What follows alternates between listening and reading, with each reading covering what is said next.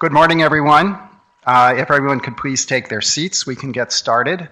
I would like to remind everyone present to please silence your cell phones, Blackberries, and other devices if you've not already done so. I'd also like to identify the FDA press contact for this meeting, Mr. Stephen King. If you're here, please stand. I don't see Stephen. Okay. My name is Robert Smith. I am the acting chairperson for this meeting, and I'll now call this meeting of the Endocrinologic and Metabolic Drugs Advisory Committee to order. We'll start by going around the table and introducing ourselves, and let's start down here on the right. My name is Mads Rasmussen. I'm from Novo Nordisk, and I'm the industry representative on the panel. My name is Brendan Everett. I'm a cardiologist and epidemiologist at the Brigham and Women's Hospital in Boston. I'm Frank Harrell. I head the biostatistics department at Vanderbilt University School of Medicine. I'm Pam McAllister. I'm the community representative. William Hyatt from the Division of Cardiology, University of Colorado School of Medicine. I'm Diana Haliare, the consumer representative. I'm Ed Gregg from CDC in Atlanta. I lead the epidemiology group in the diabetes division.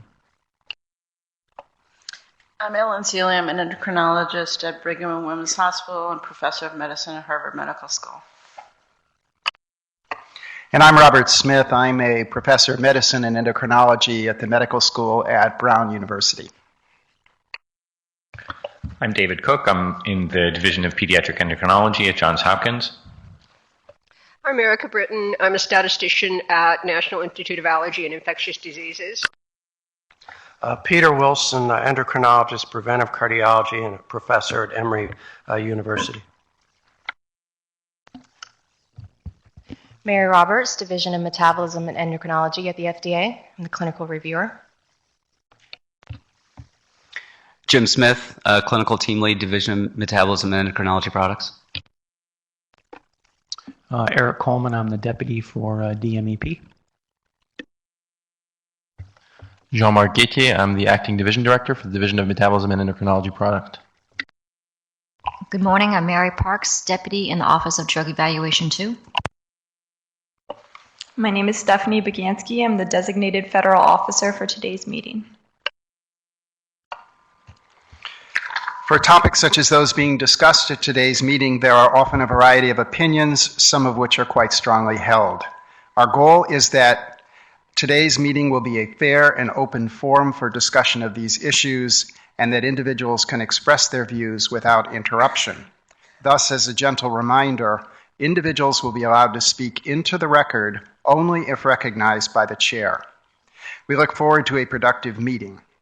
In the spirit of the Federal Advisory Committee Act and the Government in the Sunshine Act, we ask that the advisory committee members take care that their conversations about the topic at hand take place in the open forum of the meeting. We are aware that members of the media are anxious to speak with the FDA about these proceedings. However, FDA will refrain from discussing the details of this meeting with the media until its conclusion. Also, the committee is reminded to please refrain from discussing the meeting topic during breaks or lunch. Thank you. The Food and Drug Administration is convening today's meeting of the Endocrinologic and Metabolic Drugs Advisory Committee under the authority of the Federal Advisory Committee Act of 1972. With the exception of the industry representative, all members and temporary voting members of the committee are special government employees or regular federal employees from other agencies and are subject to federal conflict of interest laws and regulations. The following information on the status of this committee's compliance with federal ethics and conflict of interest laws, covered by but not limited to those found at 18 U.S.C. Section 208, is being provided to participants in today's meeting and to the public. FDA has determined that members and temporary voting members of this committee are in compliance with federal ethics and conflict of interest laws.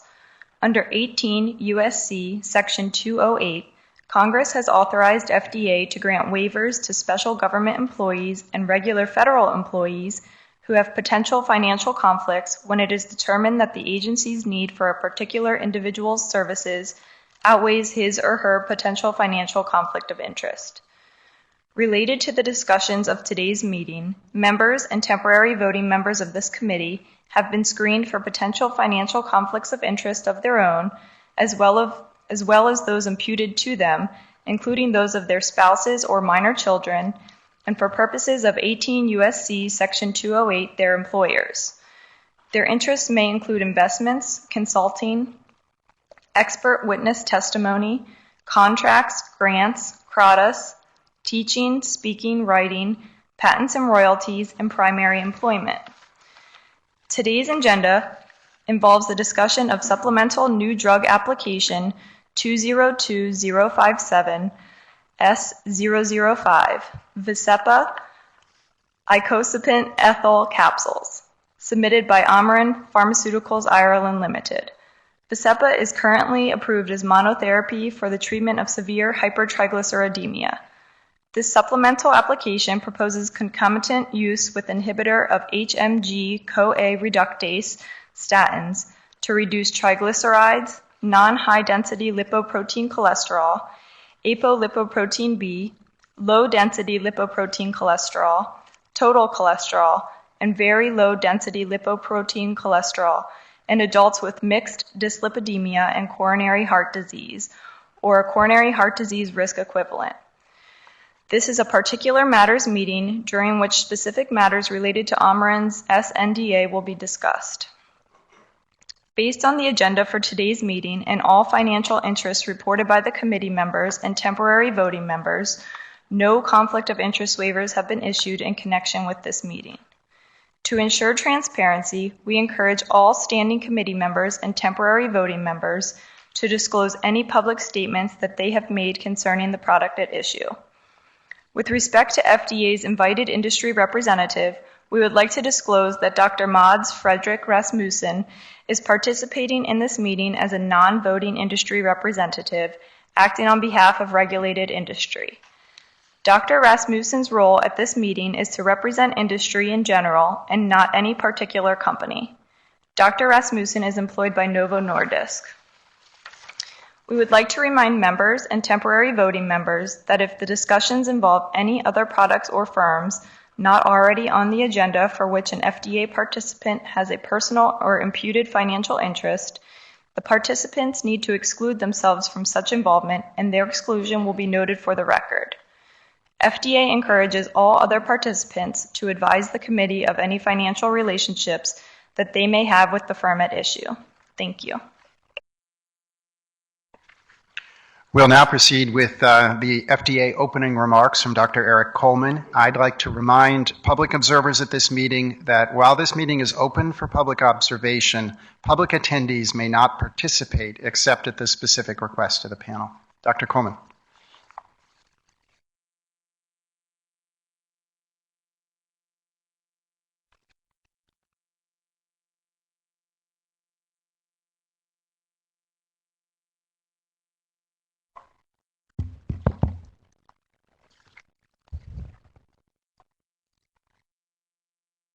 Well, good morning. On behalf of the division, I'd like to welcome all of you to today's meeting. We are here because Amarin is seeking approval of Vascepa as an adjunct to diet and in combination with a statin to reduce triglycerides and other lipid and lipoprotein parameters in adult patients with mixed dyslipidemia and coronary heart disease or coronary heart disease risk equivalent. The division first met with Amarin back in 2008 for a pre-IND meeting. And at that time, the company was interested in seeking two indications. The first was for the treatment of severe hypertriglyceridemia, levels of 500 or greater, where the principal concern with these folks is that you want to get their triglycerides down in an attempt to avoid acute pancreatitis. As far as the second indication is add-on to statin therapy in subjects with mixed dyslipidemia and residually high TG levels, in the range of 200 to 500. Treatment here is ostensibly to reduce the risk for cardiovascular disease. So somewhat two different treatment paradigms. During the 2008 meeting, the division agreed that a 12-week lipid endpoint study could provide the basis for approval of Vascepa for the treatment of severe hypertriglyceridemia. And in fact, the company did do a 12-week lipid endpoint study, and in 2012, the division approved Vascepa for severe hypertriglyceridemia based on data from the 12-week lipid endpoint study known as MARINE. Regarding the second indication for use with a statin in subjects with residually high TG, during this pre-IND meeting in 2008, the division noted to the company that there were no controlled clinical trial data demonstrating that the reduction of triglyceride levels with a second drug in patients with high TG at LDL goal on a statin therapy significantly reduces the residual risk for cardiovascular disease. Moreover, we discussed and we noted that there were ongoing cardiovascular outcomes trials, ACCORD Lipid and AIM High to name two, that these trials would provide important information on the incremental benefit of adding a second lipid-altering drug to statin therapy. Thus, before accepting an application seeking approval of Vascepa as add-on to statin therapy in patients with elevated triglycerides, we told the company that they would, at a minimum, have to provide the division with the results from a 12-week lipid endpoint study and have a cardiovascular outcomes trial up and running with at least 50% of the subjects enrolled. Through the special protocol assessment process, the division and Amarin came to an agreement on the design elements of the ANCHOR study in 2009 and on the REDUCE-IT outcomes trial in 2011. Now let me just make a few comments about the special protocol assessment. The goal of this process is for the FDA and a company to come to a written agreement on the design, size, and analyses of studies used to support approval of an efficacy claim.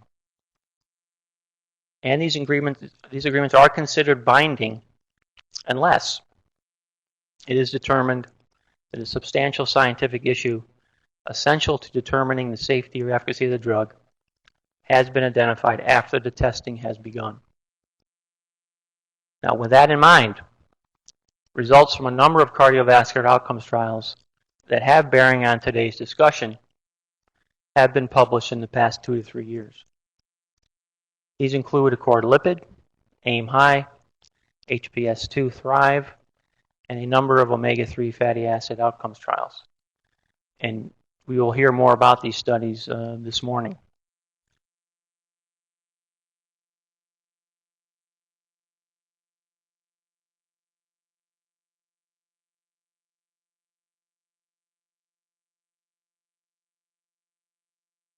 Let me just briefly run over the agenda for today.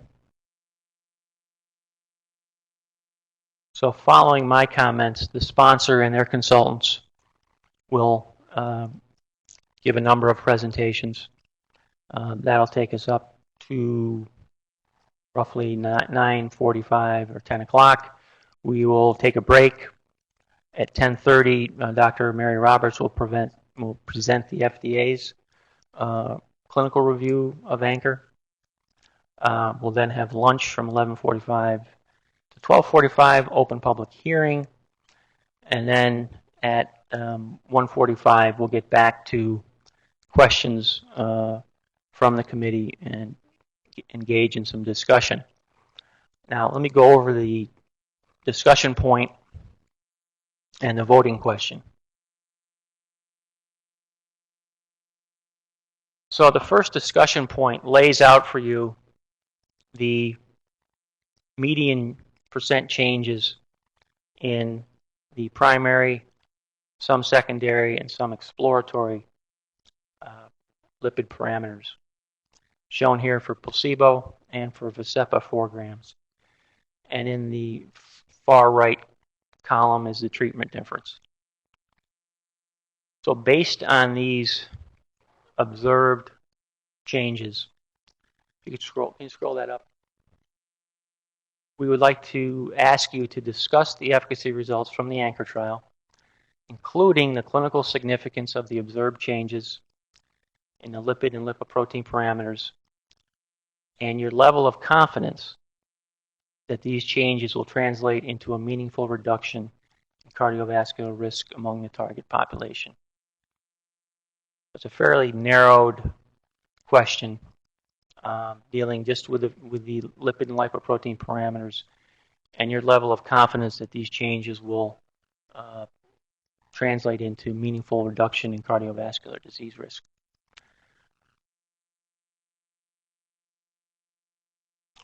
The voting question states that taking into account the described efficacy and safety data for Vascepa, do you believe its effects on the described lipid and lipoprotein parameters are sufficient to grant approval for co-administration with statin therapy for the treatment of patients with mixed dyslipidemia and CHD or CHD risk equivalent prior to the completion of REDUCE IT? So prior to the completion of the cardiovascular outcomes trial. And then we'd ask that you provide the rationale underlying your recommendation. Hopefully that gives you a little background, sets the stage for what the rest of the day will entail.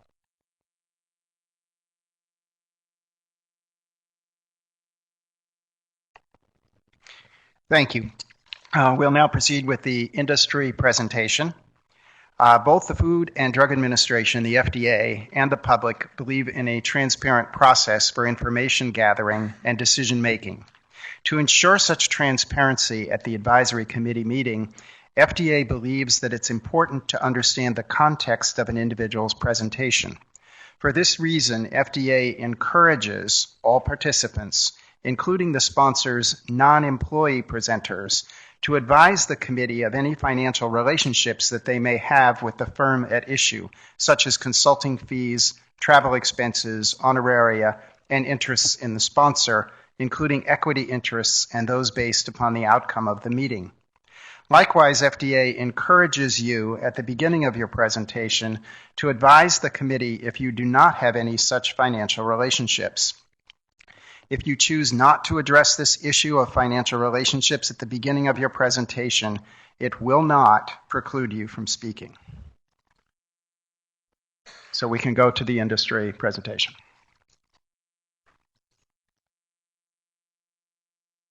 Thank you, Dr. Smith and members of the MDAC. My name is Peggy Barry, Vice President for Regulatory Affairs at Amarin. We are here to present the data that support our application for Vascepa icosapent ethyl, a highly purified EPA, to be used in adults with mixed dyslipidemia as an adjunct to diet and statin therapy to reduce triglycerides, non-HDLC, ApoB, LDLC, total cholesterol, and VLDLC. These patients are at significant risk for a cardiovascular event as defined by the ATP3 guidelines, including having a history of coronary artery disease, manifestations of coronary heart disease, or diabetes. The proposed daily dose of Vascepa for this indication is 4 grams per day.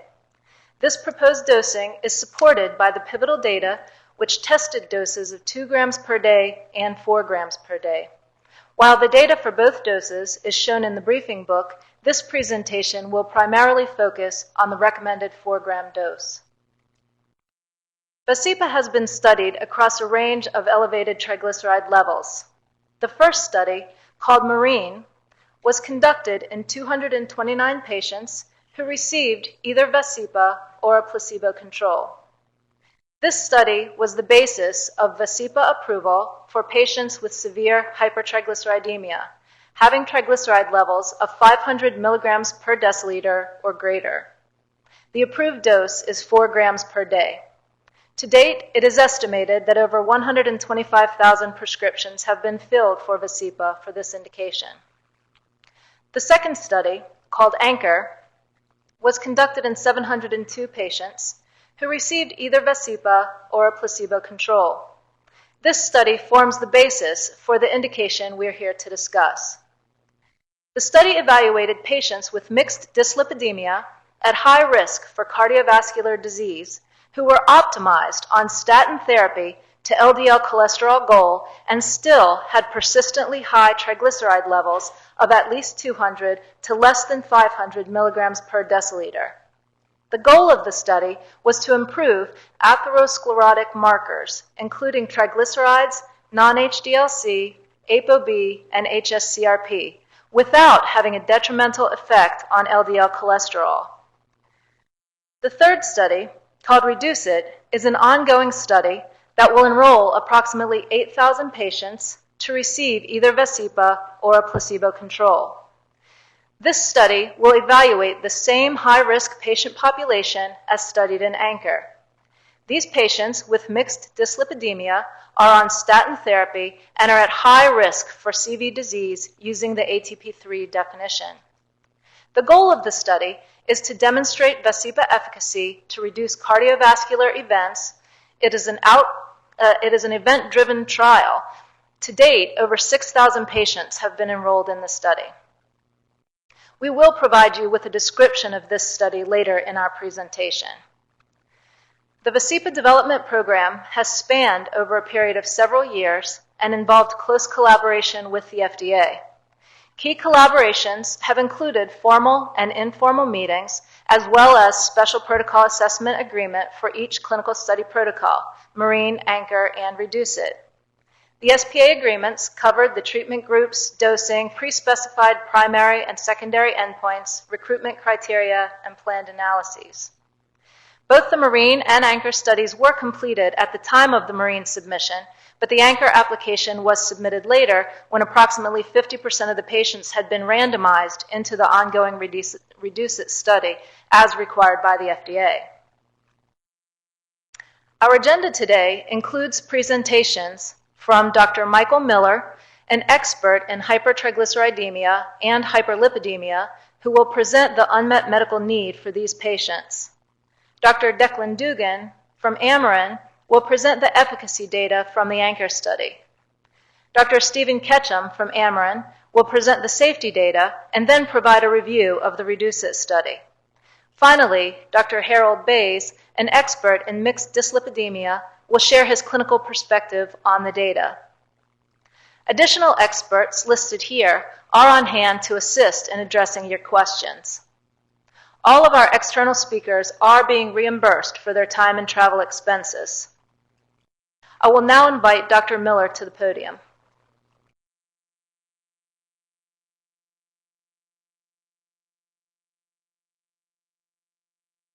Thank you. I am pleased to be able to address the unmet medical need in lipid management based on my experience over the last 20 plus years. Even with statin therapy, many patients remain at risk for coronary heart disease, especially those patients with a family history, excess weight, diabetes, or mixed dyslipidemia. I would like to leave you with 3 important messages. First, elevated non-HDL cholesterol is a risk factor for coronary heart disease in mixed dyslipidemia patients with persistently elevated triglycerides despite statin treatment, even when LDL cholesterol is within the treatment target range. Second, once stabilized with statin therapy, further reductions in non-HDL cholesterol are often addressed with triglyceride-lowering therapy. Now, the guidelines recommend that patients with persistently elevated triglycerides above 200 milligrams per deciliter or DL and an LDL cholesterol goal should be treated to lower their non-HDL cholesterol and triglycerides, especially for those patients with underlying cardiovascular risk factors. Third, since there have been no prospective outcome studies in statin-treated patients with persistently elevated triglycerides between 2 and 500 milligrams per DL, there is some controversy over whether or not reductions in triglycerides will lead to a reduction in cardiovascular risk. I would like to begin by briefly reviewing lipid metabolism. Cholesterol is delivered to the arterial wall by ApoB-containing lipoproteins. Chylomicrons are generated in the intestine after a meal, and VLDL is synthesized in the liver. As a simplified schematic starting at the liver, hepatic triglycerides and cholesterol are packaged into VLDL along with a single apoprotein B molecule. VLDL is released into circulation and triglycerides are removed through lipases, resulting in a smaller particle. Eventually, VLDL loses enough triglyceride to become an intermediate density lipoprotein, or IDL, and then low density lipoprotein, or LDL. Importantly, each of these lipoproteins deliver cholesterol to the arterial wall. Conversely, HDL is responsible for reverse cholesterol transport, that is, the removal of cholesterol from peripheral tissues with transport back to the liver. We will be discussing non-HDL cholesterol in some detail today, so it is important to understand that non-HDL cholesterol is a sum of all atherogenic cholesterol in the bloodstream. Accordingly, the way to calculate non-HDL cholesterol is to subtract HDL cholesterol from total cholesterol. Each non-HDL cholesterol particle contains a single ApoB molecule. Therefore, ApoB is in effect a measure of the total number of atherogenic particles.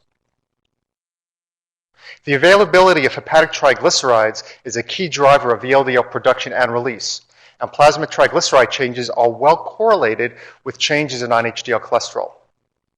In normal lipid metabolism, LDL is the primary carrier of cholesterol in the fasted state. Conversely, hypertriglyceridemia changes the metabolism of each of these lipoproteins, thereby shifting toward a more atherogenic lipid profile. In patients with hypertriglyceridemia, high levels of hepatic free fatty acids lead to an increase in triglyceride synthesis in the liver, which results in an increase in VLDL production and release, and as a result, the cholesterol and triglycerides carried by VLDL increase. Next, high levels of VLDL result in an overall decrease in LDL particle size and an increase in LDL particle number. Conversely, there is a decrease in HDL cholesterol. The increase in VLDL and LDL particle number contribute to an overall increase in ApoB, as well as an increase in the total pool of atherogenic cholesterol, that is, non-HDL cholesterol. In summary, hypertriglyceridemic patients have increased biomarkers of atherogenic risk. Finally, because we are here discussing triglyceride-lowering therapies, the association between triglycerides and non-HDL cholesterol is important to highlight. Namely, high hepatic triglycerides in the hypertriglyceridemic state drive increases in non-HDL cholesterol. For these reasons, triglyceride-lowering therapies reduce not only plasma triglycerides, but non-HDL cholesterol as well. Because of this correlation, I would now like to look at how these atherogenic changes are reflected in clinical data. Now, statins are standard of care for cholesterol reduction, lowering LDL cholesterol, triglycerides, and VLDL cholesterol, while to some extent increasing HDL cholesterol. And yet statins may not adequately address the lipid abnormalities observed in patients with mixed dyslipidemia. Mixed dyslipidemia often presents in patients with established coronary heart disease or cardiovascular risk factors such as diabetes and obesity. Importantly, even after mixed dyslipidemia patients achieve their target LDL cholesterol, they often present with persistent hypertriglyceridemia.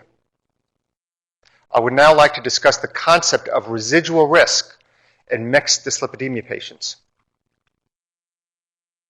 Even when LDL cholesterol is treated to within the optimal target range as recommended in the guidelines, patients still experience cardiovascular events. Many controlled clinical trials have consistently demonstrated that using statin therapy to reduce LDL cholesterol levels will reduce coronary heart disease risk, as shown by comparing the pink control arm bars versus treating with statin therapy, as shown by the dark blue bars. And looking at the dark blue bars, we see that a substantial portion of statin-treated patients still have cardiovascular events. These data suggest that there remains a real opportunity, a medical need to further reduce coronary heart disease risk, and our focus should be on treating the other lipid risk factors that remain elevated. Epidemiological data from the Framingham Heart Study supports this concept of residual risk and suggests that non-HDL cholesterol is a predictor of this risk and therefore of coronary heart disease. A retrospective review of data from over 5,700 adult patients who did not have coronary heart disease at the start of the study was conducted in order to determine the relative value of LDL cholesterol and non-HDL cholesterol as predictors of coronary heart disease. The analysis segmented LDL cholesterol and non-HDL cholesterol into 3 target ranges, as shown on this graph, and it demonstrated that those patients with higher levels of non-HDL cholesterol, as you look from front to back on the z-axis, as reflected by the yellow arrow, had increasing CHD risk regardless of their LDL cholesterol, as shown on the x-axis. This demonstrates that increases in non-HDL cholesterol are linked to additive risk. These data suggest that non-HDL cholesterol is an important marker of coronary heart disease and suggest the value of treating non-HDL cholesterol. In further support of treating non-HDL cholesterol, a meta-analysis by the Emerging Risk Factor Collaboration Group, or ERFC, looked at the associations of major lipids and apoproteins with the risk of vascular disease. Individual records from over 302,000 patients without initial vascular disease were evaluated, and coronary heart disease hazard ratios were calculated for multiple common lipid and lipoprotein variables. Non-HDL cholesterol was calculated from all obtained records, whereas directly measured LDL cholesterol and ApoB were provided in a subset of over 44,000 records. When non-HDL cholesterol is corrected for HDL cholesterol and triglycerides, the authors determined that each 43 milligram per DL increase resulted in a hazard ratio of 1.5. Increased levels of LDL cholesterol and ApoB were also correlated with increased cardiovascular risk. Elevated triglycerides may reflect an increase in non-HDL lipoproteins and are interdependent markers. Although observed correlations between increased biomarkers and increased cardiovascular risk are compelling, they are not always borne out in clinical trials. It is therefore worthwhile to look at how reductions in non-HDL cholesterol correlate with reductions in cardiovascular risk. A meta-analysis by Jen Robinson and colleagues looked at published randomized controlled clinical outcome studies and determined that there was a 1-to-1 relationship between non-HDL cholesterol and coronary heart disease risk. Each 1% reduction in non-HDL cholesterol translates to a 1% decrease in coronary heart disease event risk. This meta-analysis included 30 randomized controlled trials covering over 130,000 patients for a mean follow-up period of 4.5 years. This analysis included 14 statin, 7 fibrate, 6 niacin, and 3 other studies. Graphed here are the crude risk estimates for coronary heart disease events for individual trials on the y-axis versus non-HDL cholesterol reductions on the x-axis. The calculated 1-to-1 correlation is represented by the dotted line. This supports the treatment of elevated non-HDL cholesterol. Now, a key treatment option for non-HDL cholesterol is through the reductions of triglycerides. The role of high triglycerides as a predictor of increased coronary heart disease risk is supported by this recent meta-analysis of 29 prospective studies, which included data from over 260,000 people in Western populations. This meta-analysis examined the highest tertile triglyceride levels versus the lowest tertile. The combined analysis resulted in an odds ratio of 1.72 or 72% increased coronary heart disease risk in patients at the highest triglyceride tertile. And these results were consistent across various disease characteristics and patient demographics. Not shown, but consistent with other studies, the triglyceride effect was blunted, but not lost when the data were corrected for non-HDL cholesterol. This meta-analysis suggests that triglycerides are a marker of CV risk with a high level of interdependence with other lipids, which is supported by population-based and large randomized controlled trials.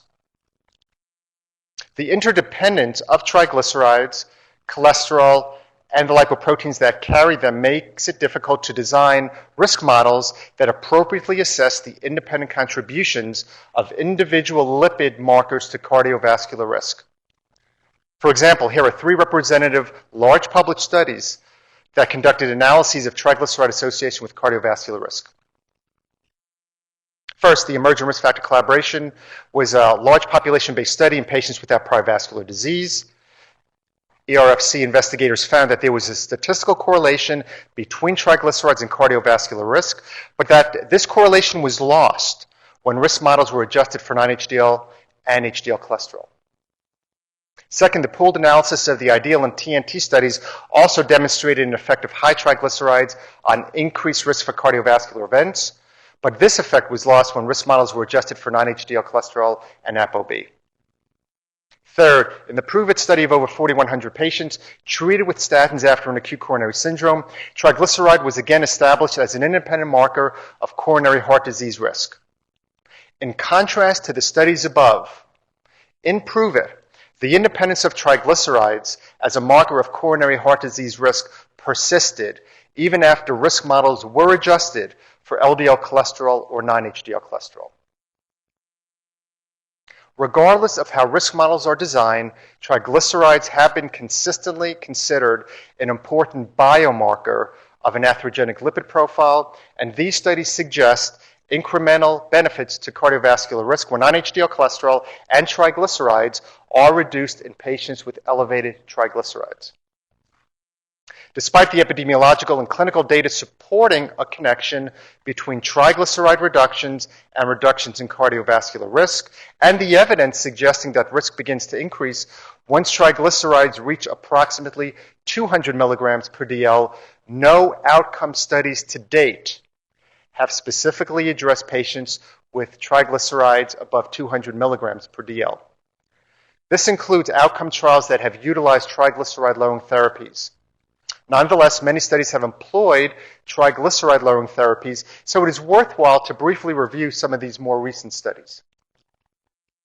Since there are many studies to look at, we will begin by reviewing the trials that utilized non-omega-3 triglyceride-lowering therapies, namely fibrates and niacin, followed by a review of the trials that utilize various omega-3 therapies. Many studies have looked at the use of triglyceride-lowering therapies compared to placebo to define their effect on cardiovascular endpoints when added to statin therapy. Shown here are 3 recent fibrate and niacin studies that were reviewed in the FDA's briefing book.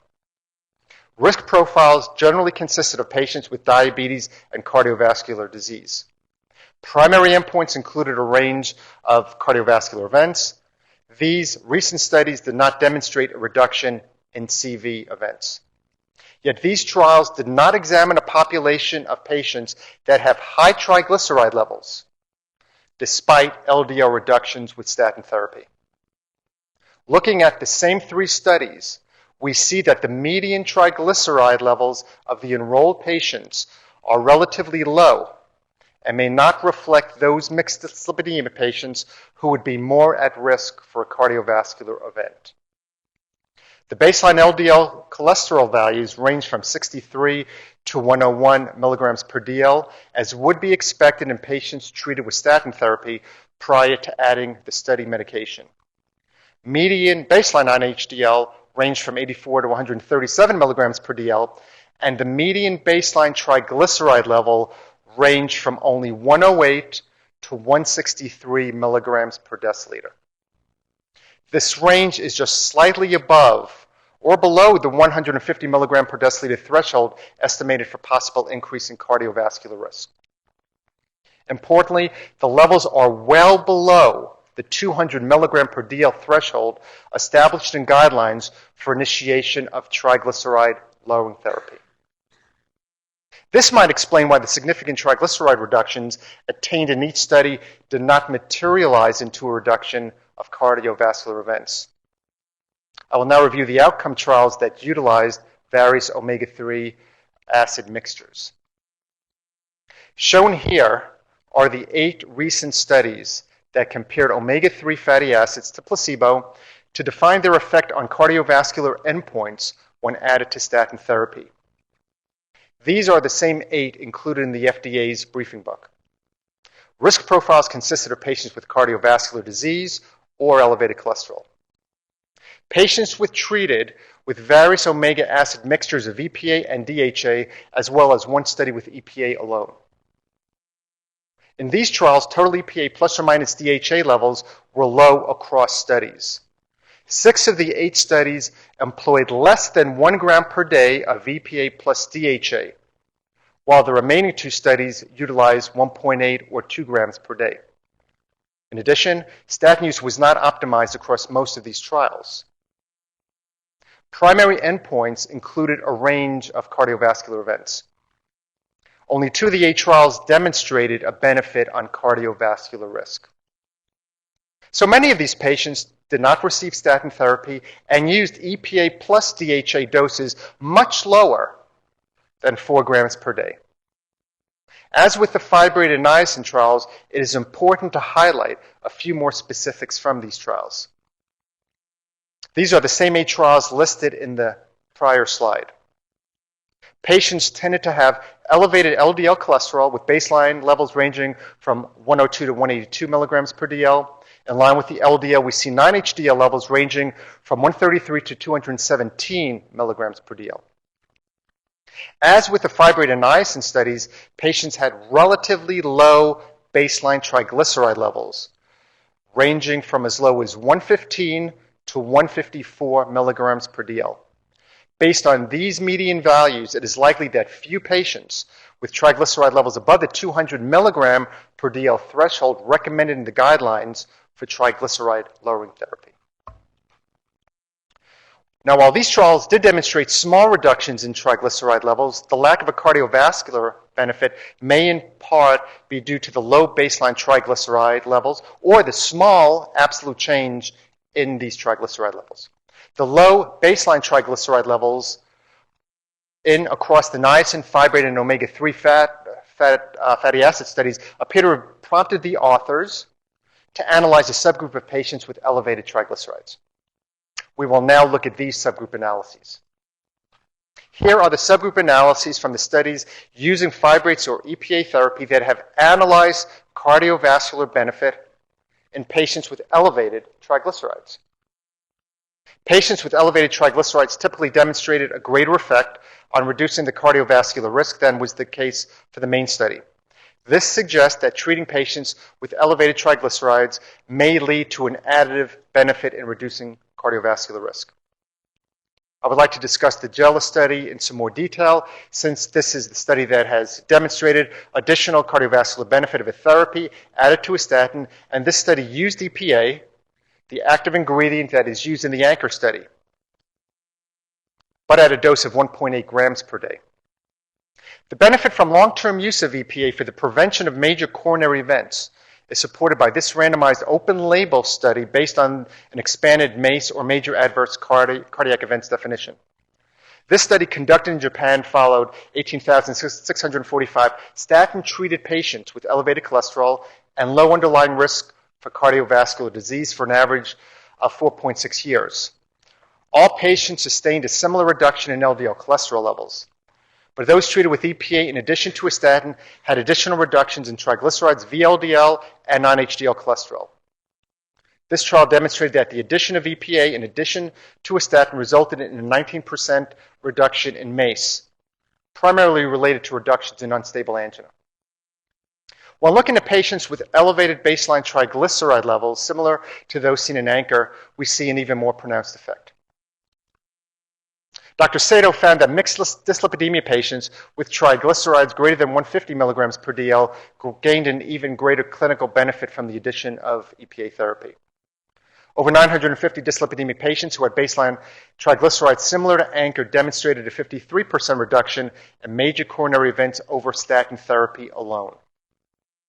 These results suggest that long-term treatment with EPA has a morbidity benefit for patients with elevated triglycerides when combined with statin and diet therapy. So how should we interpret these studies? In outcome studies, triglyceride-lowering therapies in patients with triglycerides well below 200 milligrams per DL have produced inconsistent results in regard to cardiovascular benefit in the entire population. Importantly, these outcome trials did not specifically look at patients with elevated triglycerides. Actually, no study to date has specifically enrolled statin-treated patients with cardiovascular risk and persistent hypertriglyceridemia defined by median TG levels above 200 milligrams per DL. Nonetheless, the subgroup analyses in statin-treated patients with persistently elevated triglyceride levels suggest a cardiovascular benefit when these patients are treated with triglyceride-lowering therapy. In conclusion, patients with mixed dyslipidemia that have reached their LDL cholesterol goal with statin therapy may still have persistently elevated triglyceride levels and may need additional therapies that can help improve their lipid profile. Despite effective statin therapy, these patients remain at risk for coronary heart disease. This is particularly true for our patients who are obese, diabetic, or have had a prior cardiovascular event. Both national and international guidelines recommend reducing non-HDL cholesterol in these patients through triglyceride-lowering therapy. So for our high-risk patients, we do need products today that can be readily combined with statin therapy that will have no adverse effect on LDL cholesterol, that patients are willing to take, and that have a low adverse event profile. Thank you. And I will now turn the presentation over to Dr. Dugan.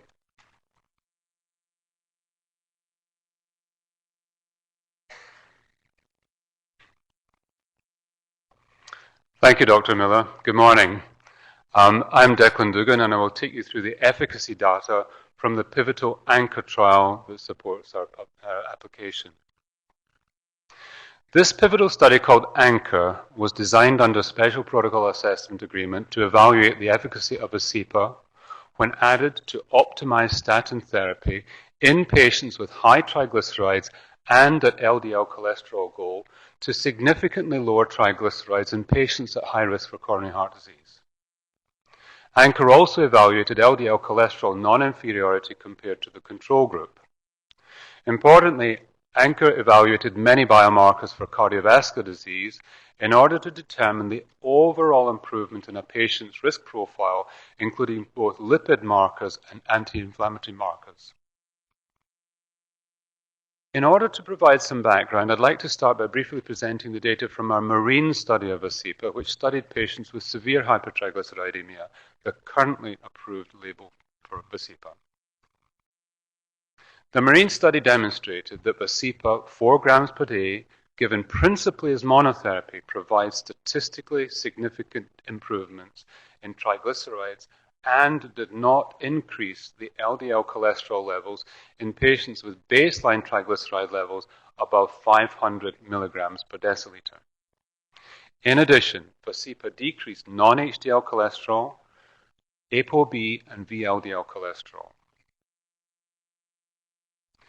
These results from the MARINE trial in patients with severely elevated triglycerides are, as you will see, generally consistent with what is observed in patients with high triglycerides on stabilized statin therapy as studied in ANCHOR. Now, let's look at the ANCHOR trial design. The ANCHOR study was a randomized, double-blind, placebo-controlled 12-week study conducted at 97 sites in the United States. Potential enrollees first entered a screening period in order to determine eligibility for randomization to ensure both entry eligibility and the ability to comply with statin therapy requirements. The lead-in period lasted 4 to 6 weeks. During this phase, candidates were counseled on a stable diet and lifestyle recommendations based on NCEP guidelines and either initiated statin therapy or had their statin therapy adjusted. In addition, there was a washout of non-statin lipid-lowering medications. Patients then entered a 2 to 3 week qualification period where triglycerides and LDL cholesterol levels were assessed, providing the patient was on a stable dose of a statin for at least 4 weeks. Triglyceride and LDL-C qualification targets were based on the average of measurements from 2 different visits during this qualification period. Eligible patients who had high CVD risk, controlled LDL-C, stable statin dose, and high triglycerides between 200 and 500 milligrams per deciliter were randomized to either Vascepa 4 grams per day, Vascepa 2 grams per day, or placebo. A total of 702 patients were entered into the trial and randomized to one of the 3 treatment arms.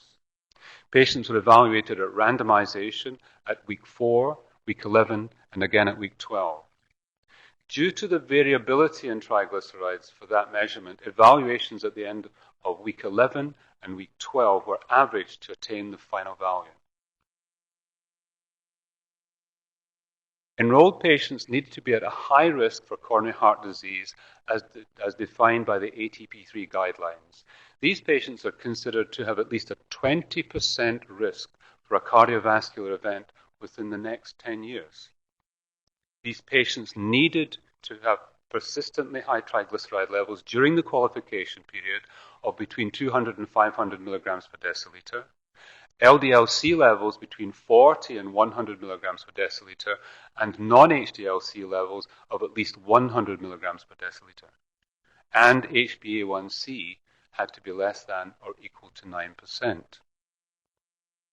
To accelerate enrollment, an amendment to the SPA was initiated after approximately 40% of patients were enrolled. As agreed with the FDA, the protocol modified the thresholds for triglycerides, LDL cholesterol, and HbA1c. The minimum required triglyceride level was reduced to 185 milligrams per deciliter. The upper limit of LDL cholesterol was increased to 115 milligrams per deciliter. And finally, the upper limit of HbA1c was increased to 9.5%. Post hoc analyses demonstrated that these protocol modifications had no impact on the clinical results. Anchor evaluated many key parameters for lipids and vascular inflammation. The primary efficacy endpoint was the percent change from baseline of fasting triglycerides relative to placebo. The non-inferiority endpoint was the percentage change from baseline of LDL-C levels relative to placebo. The secondary endpoints included non-HDL cholesterol, VLDL cholesterol, lipoprotein-associated phospholipase A2, or LPPLA2, and apolipoprotein B. And these endpoints were adjusted for multiplicity. In addition, we conducted exploratory analyses for other atherosclerosis and inflammation markers, including HDL-C and high-sensitivity C-reactive protein. All Vascepa trials, including Anchor, used light mineral oil as placebo. Importantly, the appearance and color and physical properties of mineral oil are similar to Vascepa, and publications support that mineral oil has little or no effect on lipids. Anchor was designed to detect with 90% power a 15 percentage point reduction in triglycerides, assuming a 45% standard deviation and a significance level of p less than 0.05, and to demonstrate non-inferiority against placebo for LDL cholesterol changes, assuming 80% power with 6 percentage points non-inferiority margin based on a one-sided test of the upper level of the 95% confidence interval. The 6 percentage point non-inferiority margin was chosen after consultation with the FDA, as it is believed that this is the percentage increase in LDL-C that may warrant doubling of a statin dose. In order to control type 1 error, step-down testing was used beginning with 4 grams against placebo prior to testing 2 grams. A sample size of 194 completed patients per group was required to meet these objectives. Stratification was by type of statin, presence of diabetes, and gender. The primary analysis set was defined as those randomized patients receiving a first dose of treatment with a valid post-dosing evaluation. A valid measurement was taken within 1 week following the last dose of study medication, and this approach was used for the primary and secondary endpoints. In total, 15 randomized patients were excluded from the primary analysis since they lacked any valid post-treatment measures. 7 in the 4 grams arm, 2 in the 2 grams arm, and 6 on placebo.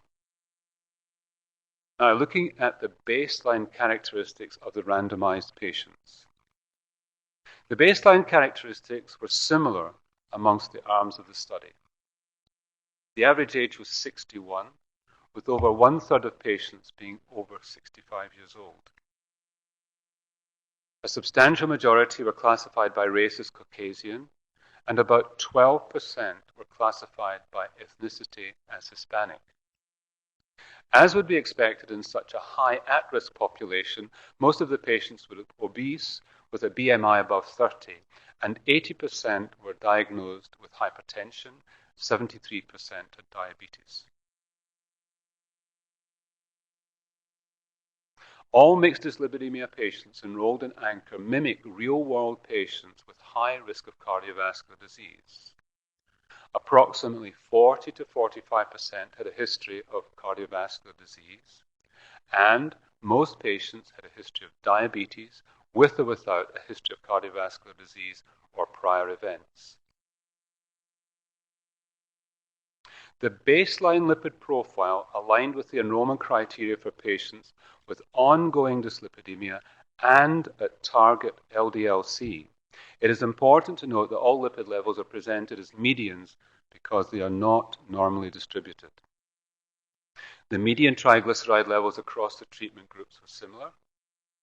The median LDL cholesterol level was about 82 milligrams per deciliter, and baseline non-HDL cholesterol was about 128 milligrams per deciliter. So the population had stable LDL cholesterol, but had persistent elevations in triglyceride. And ATP3 recommends treatment beyond LDL-C lowering for patients with triglycerides greater than or equal to 200 milligrams per deciliter. Over 90% of patients were taking a medium or high statin efficacy regimen as calculated and reviewed in the briefing book.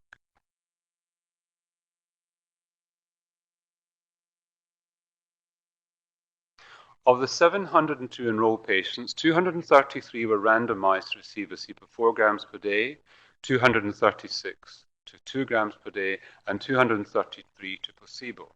The primary reason for early discontinuation was adverse events and was balanced across the groups as highlighted in yellow. Almost all patients completed the 12-week trial. Now turning to the results. In addition to optimal statin therapy, Vascepa produced significant decreases in triglycerides compared to baseline and also compared to placebo. The Vascepa 4-gram arm, shown in blue, attained a median triglyceride reduction of 18% from baseline. The median difference from placebo, shown on the graph on the right, was the pre-specified endpoint for the trial. The Vascepa 4-gram arm attained reductions from placebo in median fasting triglyceride of 21% from baseline, which was statistically significant with a p-value of less than 0.0001. The Vascepa 2-gram arm showed a more modest reduction, but was still statistically significant. I'd just like to note that the placebo-adjusted difference uses the Hodges-Lehmann statistic of the median of the differences and are not a subtraction of median from median. Across the examined biomarkers, the Vascepa 4 grams arm consistently achieved superior change over 2 grams with a similar safety profile. Therefore, our proposed label recommends only the use of the 4 grams per day dose.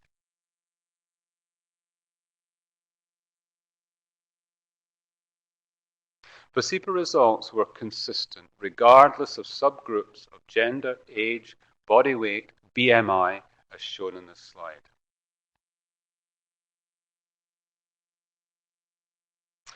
I will now move to an analysis of LDL cholesterol changes, followed by our secondary endpoints. In these patients on statin therapy, the change from baseline shown in the left graph shows no clinically relevant impact on LDL cholesterol. Vascepa achieved the 6 percentage point non-inferiority margin for LDL-C, and in fact, in the pre-specified analysis shown on the right, we see a decrease in LDL-C compared to placebo. Now we will review Vascepa's effects on other lipid markers.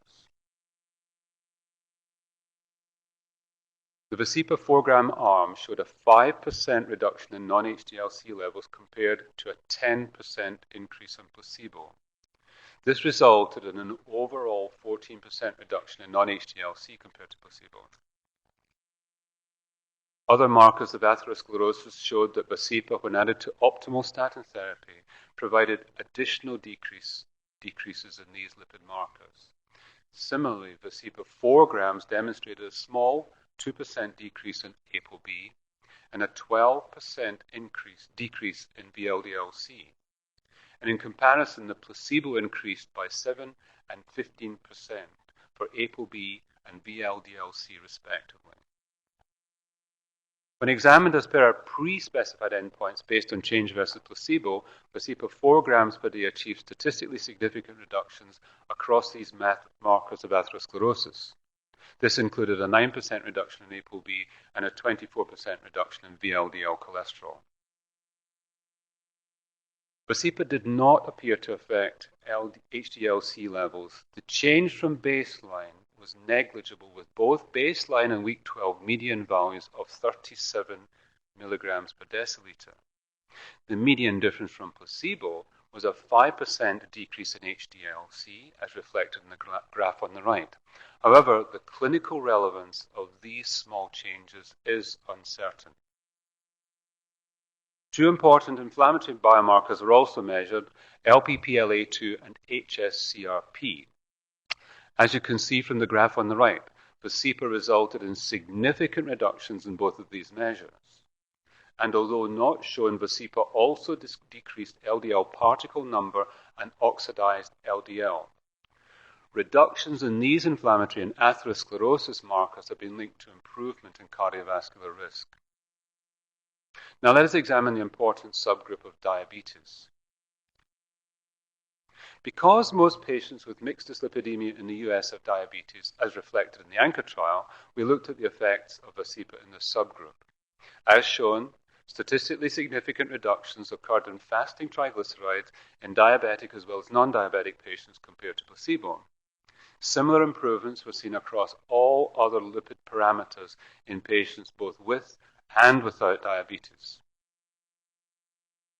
So in conclusion, in statin-treated patients at LDL-C goal with persistent hypertriglyceridemia and who are at high risk for coronary heart disease, Vascepa 4 grams per day provides a consistent improvement across key lipid markers for atherosclerosis. Vascepa lowers triglycerides and did not increase LDL cholesterol levels. In addition, we see reductions in non-HDL cholesterol, ApoB, and VLDL cholesterol, with also a slight increase in HDL-C. Although not shown here, Vascepa also improves key inflammatory markers. Collectively, these results support that the reductions in triglycerides and non-HDL cholesterol attained with Vascepa are expected to provide clinically meaningful benefits for patients with mixed dyslipidemia who have reached their LDL cholesterol goal. These results shown here demonstrate lipid benefits that support approval, and we believe it will be confirmed and reduce it. I will now invite Dr. Ketchum to review Vascepa safety data.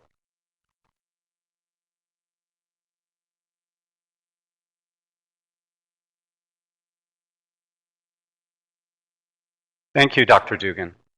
I would like to review the safety data from the ANCHOR study. The safety section of the current approved Vascepa label for severe hypertriglyceridemia is based on the integrated data from both the MARINE study and the ANCHOR study. In order to share the totality of our safety data, we will present the ANCHOR study data from both the Vascepa 4-gram and Vascepa 2-gram arms. Our focus will be on the Vascepa 4-gram arm, but you will see that the data are similar. The post-marketing safety experience to date with Vascepa is consistent with the adverse events seen in the clinical program. Overall, Vascepa 4 grams per day was well tolerated in ANCHOR. with an adverse event profile similar to placebo. The adverse events, or AEs, occurred at low frequency and were generally comparable across all treatment groups.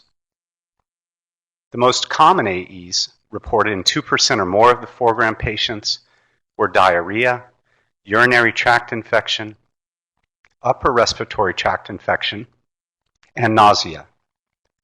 Fewer Vascepa 4-gram patients withdrew due to adverse events compared to the other treatment arms. Serious adverse events, or SAEs, occurred at a low rate across the treatment arms in Anchor.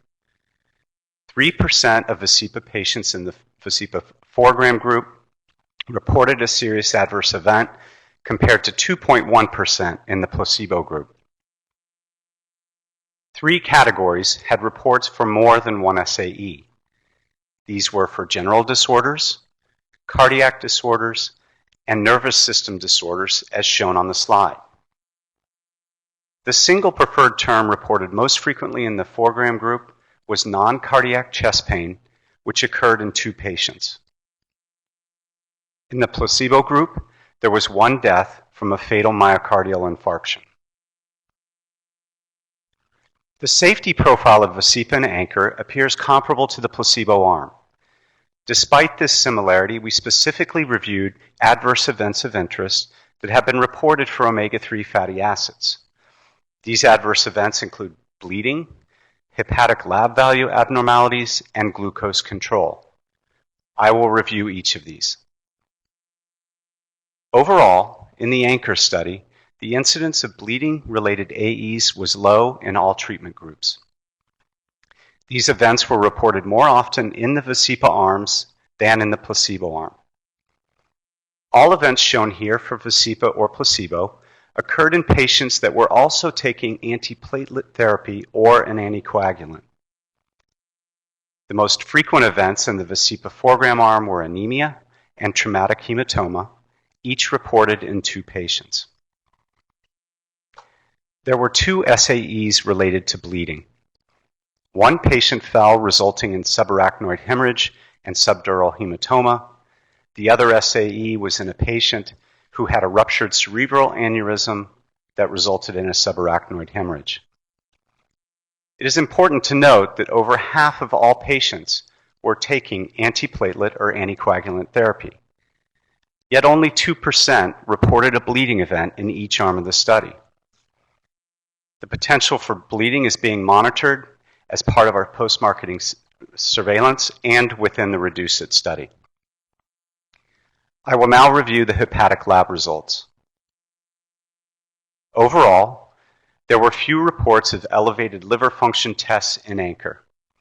Increases in ALT and AST greater than 3 times the upper limit of normal occurred in 3 subjects, 2 on Vascepa 4 grams per day and 1 on placebo. 2 subjects had CK results greater than 5 times the upper limit of normal, 1 on Vascepa 2 grams per day and 1 on placebo. None of the patients experienced elevations of alkaline phosphatase or bilirubin. There were no laboratory or clinical findings consistent with drug-induced liver injury reported.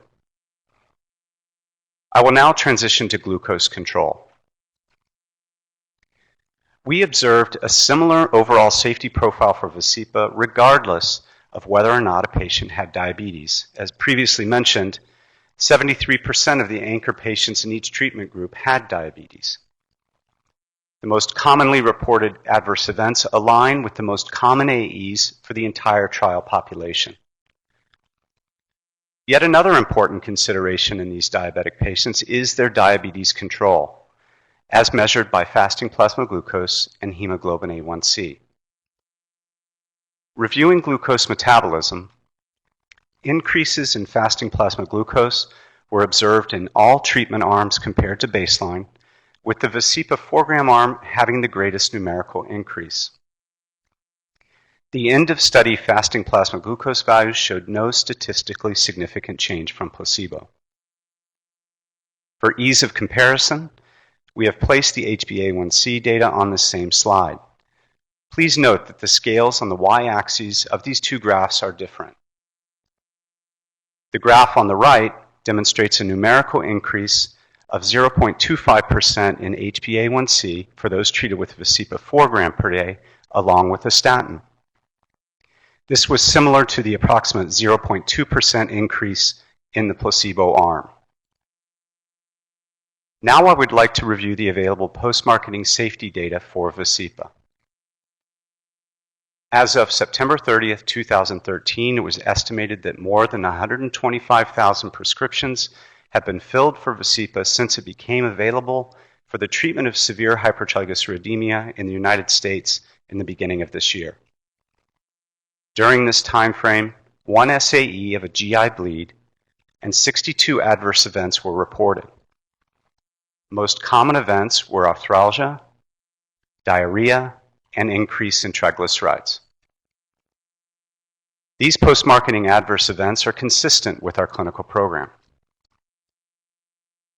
The double-blind, placebo-controlled data for ANCHOR support that Vascepa is well tolerated.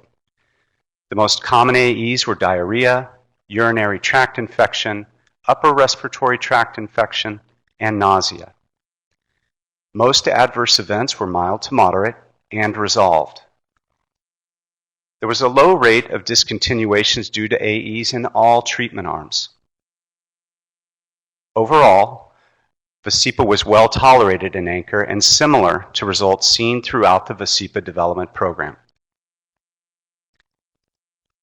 I would now like to review our efforts to confirm that Vascepa provides a clinically meaningful benefit in patients with cardiovascular risk who are already on statin therapy.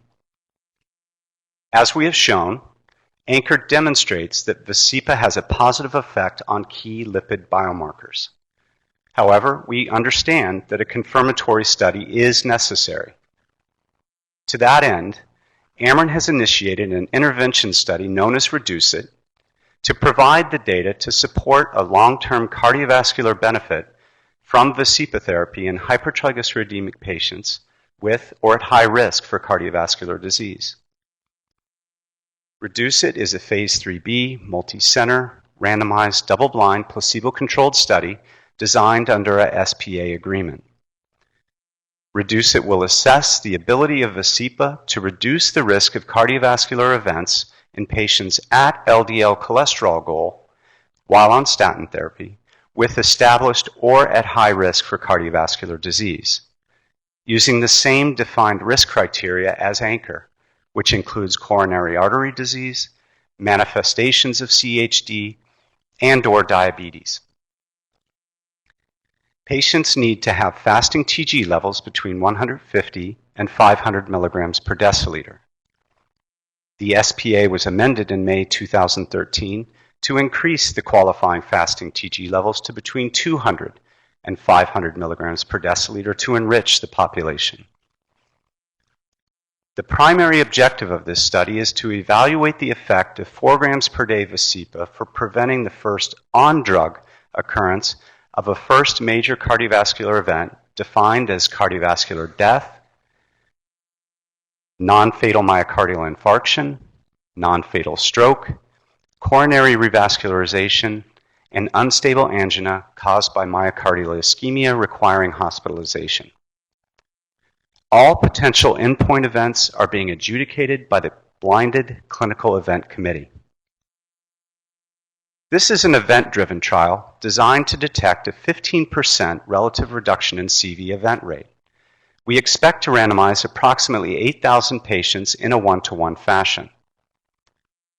Similar to the ANCHOR trial, patients will undergo a screening visit and need to be on a stable statin dose. Eligible patients will be randomized to receive 4 grams per day of Vascepa or placebo during the projected 4-year median treatment and follow-up phase. The REDUCE-IT trial will take approximately 5 to 6 years from study initiation to accrue 1,612 events. The REDUCE-IT study is enrolling patients from 11 countries, with over 70% of patients to date coming from the US and other westernized countries shown in blue, like Australia, Canada, the Netherlands, New Zealand, and South Africa. The U.S. is the largest enrolling country to date, with over 200 sites participating and representing over 40% of patients randomized. REDUCE-IT is overseen by an independent data monitoring committee based on a charter independently developed by the DMC, which meets quarterly to review blinded and unblinded data. To date, the DMC has at each meeting recommended continuation of the study as planned based upon the available data. I would now like to provide a closer look at the enrollment to date and our efforts to support a timely completion. In the time since the first patient was enrolled in November 2011 through October 4th, 2013, 6,075 mixed dyslipidemia patients at high risk for a cardiovascular event have been randomized to receive either Vascepa or placebo along with statin therapy.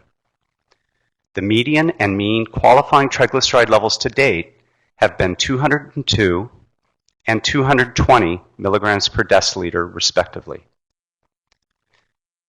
We see that patient exposures align with the accelerating enrollment, with 73% having been treated for 6 months and 29% for 12 months.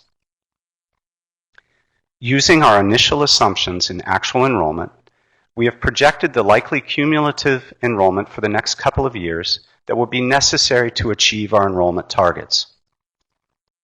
The enrollment rate is periodically monitored by the DMC and steering committee and reported to Amarin so that we can consider and initiate appropriate actions to help us complete the REDUCE-IT trial in a timely manner.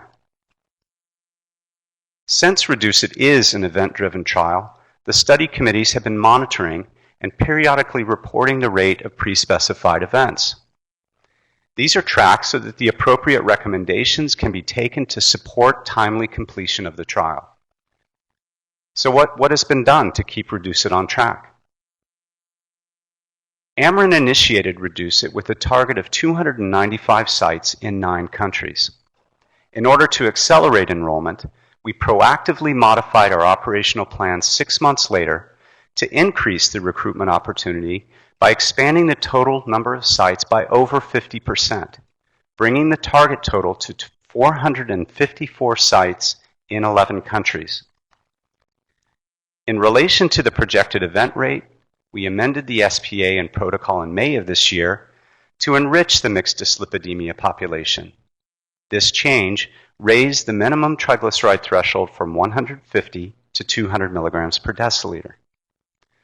Our rationale aligns with our trial hypothesis that higher triglyceride levels increase the risk for a cardiovascular event in these at-risk patients. Since the implementation of the triglyceride threshold amendment, the median triglyceride level of newly enrolled patients is 230 milligrams per deciliter. It is our belief that this will help to achieve the projected event rate, which the DMC will continue to monitor. The REDUCE-IT study represents Amarin's desire to align with the changing regulatory landscape for product approvals based on biomarkers. This includes a commitment to the timely completion of an outcome study that will confirm that the biomarker changes are clinically meaningful. This method helps balance patient access and clinical evidence. Amarin has actively collaborated with the FDA throughout this process, including seeking out a prospective SPA agreement and initiating REDUCE-IT well before submission of ANCHOR so that we would have substantial enrollment to date. These efforts, along with the safety profile demonstrated in the ANCHOR and MARINE studies, provide a balance that supports access to triglyceride and non-HDL-C reductions in mixed dyslipidemia patients that have ongoing cardiovascular risk, as well as gather and report clinically meaningful outcomes data that can improve care. Thank you. I would now like to invite Dr. Bays to provide a clinical perspective of the Vascepa data.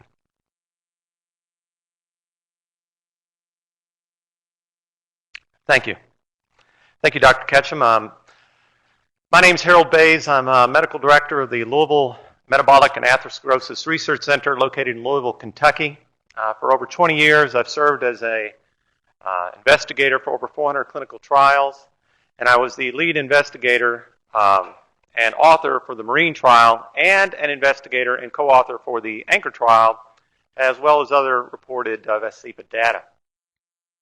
I was also an investigator and lead author for a number of clinical trials with other prescription omega-3 fatty acid therapies and all other marketed lipid-altering drug therapies, and I'm also an endocrinologist.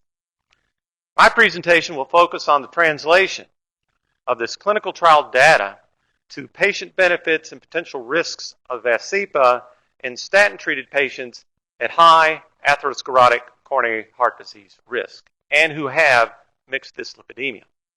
My presentation will focus on the simple question: is Vascepa in the best interest of patients? Even when treated with statin therapy, many patients have persistent mixed dyslipidemia, which includes elevated triglycerides, elevated ApoB, and importantly, elevated non-HDL cholesterol levels. As noted in Dr. Miller's presentation, one lipid-centric option to reduce coronary heart disease risk in statin-treated patients with triglycerides between 200 and 500 milligrams per deciliter is to lower non-HDL cholesterol levels, which is frequently achieved by therapies that reduce triglycerides. Non-HDL cholesterol measures the total cholesterol carried by atherogenic lipoproteins. And many statin-treated patients with mixed dyslipidemia and high coronary heart disease risk have persistently elevated non-HDL cholesterol levels. Thus, various guidelines recommend reducing elevated non-HDL cholesterol levels after LDL cholesterol treatment targets have been achieved. These guidelines are largely based upon epidemiological data as well as post-treatment data. As shown by Dr. Miller, not only is an elevation in the non-HDL cholesterol associated with increased coronary heart disease risk, but importantly, lowering non-HDL cholesterol levels correlates with reducing coronary heart disease events. Thus, the intent of the established guidelines is to guide clinicians towards implementing lipid-altering therapies towards the goal of reducing coronary heart disease risk, which is in the best interest of patients. So let's specifically look at the interventions that might help patients achieve these goals. Along with lifestyle changes and including appropriate nutrition, physical activity, it is common in clinical practice to combine lipid-altering therapies with statins, particularly lipid-altering therapies that have mechanisms of actions that are complementary to statins, that lower non-HDL cholesterol and triglyceride levels, and that have a favorable safety and tolerability profile when added to statins. FDA-approved lipid-altering therapies that may be added to statins to lower the non-HDL cholesterol and triglyceride levels include nicotinic acid and fibrates. Each of these therapies presents challenges. For statin-treated individuals having triglycerides between 200 and 500 milligrams per deciliter, it is in the best interest of the patient to administer a lipid-altering therapy that's effective, well-tolerated, safe, and preferably one that can be used within its recommended label, such that patients might have better access for its use. Fibrates are an option, but have prescribing information that recommends caution when used with statins. Niacin has its own challenges. Omega-3 fatty acids are known to be effective, are well tolerated and safe, and their use is consistent with the implementation of multiple established guidelines. However, omega-3 fatty acids containing EPA and DHA do not have a labeled indication in statin-treated patients with persistently high triglyceride levels. In that this presents logistical, clinical, and treatment challenges, this is not in the best interest of the patient. Moreover, I believe that outcomes trials in general, are also in the best interest of patients. The two agents currently approved to help clinicians and their patients achieve these treatment goals do not have past, nor do they have ongoing coronary heart disease outcome studies to support their use in this specific patient population. In fact, of these options, only Vascepa is currently being evaluated in an outcome study of statin-treated patients with persistently elevated triglyceride levels. Yet it is Vascepa that does not currently have a label indication for treatment of triglycerides between 200 and 500 milligrams per deciliter, which is why we are here today. Having an effective, well-tolerated, and safe lipid-altering drug to use in addition to statins in a high cardiovascular risk patient population, which is being evaluated in a coronary heart disease outcome trial, is in the best interest of the patient. So let's take a real-life clinical situation. Let's say a statin-treated patient at high coronary heart disease risk presents with a persistently elevated triglyceride level between 200 and 500 milligrams per deciliter. You could add niacin to the statin, but nicotinic acid may increase blood sugars, exacerbate gout, and most of all may result in intolerable flushing. Fibrates have included within their label a caution when used in combination with statins, and they may have labeled warnings for gallstones and renal dysfunction. Finally, some physicians use omega-3 fatty acid mixtures comprised of EPA and DHA in this patient population. But when they do so without the benefit of an applicable coronary heart disease outcome study in this patient population. They also do so off-label, and this presents challenges.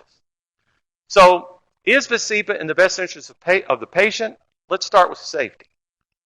Vascepa was generally well tolerated, with regard to safety, Vascepa was generally well tolerated and consistent with the safety data reported for omega-3 fatty acids as a class.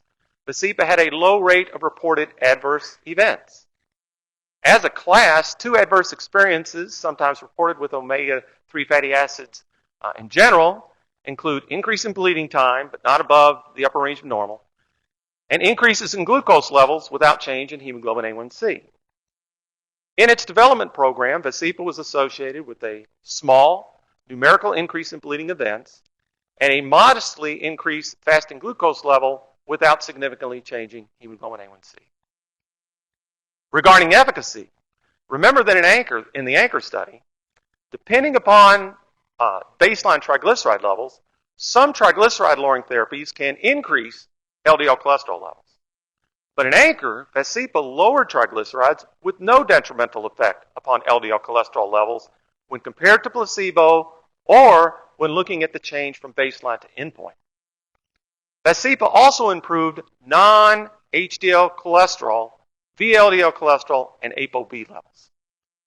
And as a reminder, in ANCHOR, patients were treated to LDL cholesterol treatment goals with statin therapy, but they had persistent elevations in triglycerides. Furthermore, most patients in ANCHOR had a history of cardiovascular disease, diabetes, hypertension, or obese. Thus, they were at high coronary heart disease risk.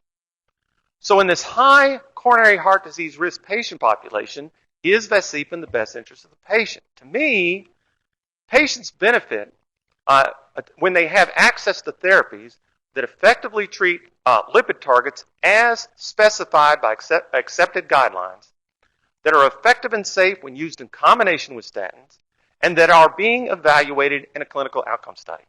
And Vascepa fits all of these criteria.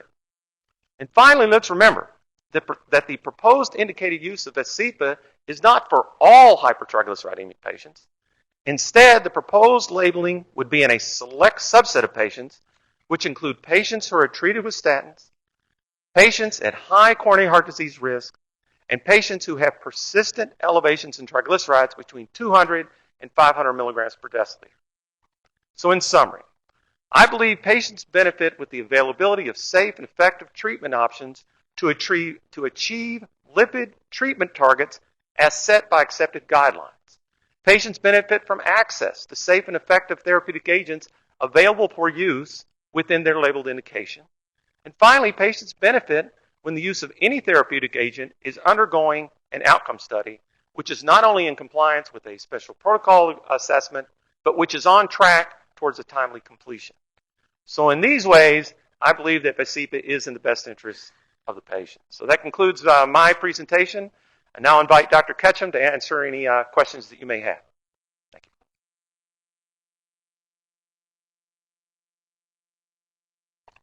Thank you to the sponsor for the presentation itself and for staying so much on schedule. And we are now open for the discussion portion of this from members of the MDAC, and we'll start with Dr. Britton.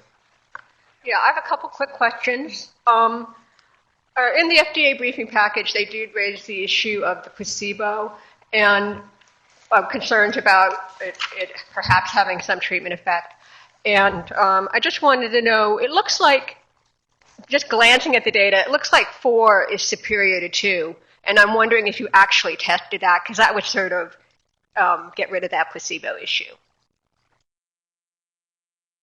In terms of testing the superiority of the 4 gram per day dose over the 2 gram per day dose. Just wondering if you looked at that.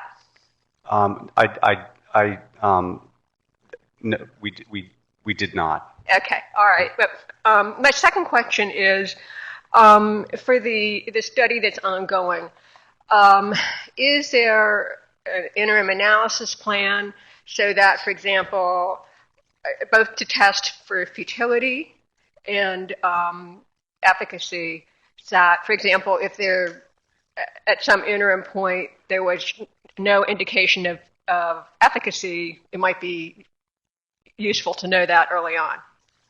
Yes, so there is, and you're speaking of REDUCE-IT, there is an interim analysis planned at approximately 60% of the events, and it actually includes a statistical test for overwhelming efficacy, but obviously futility would be would be a DMC discussion at that same point in time.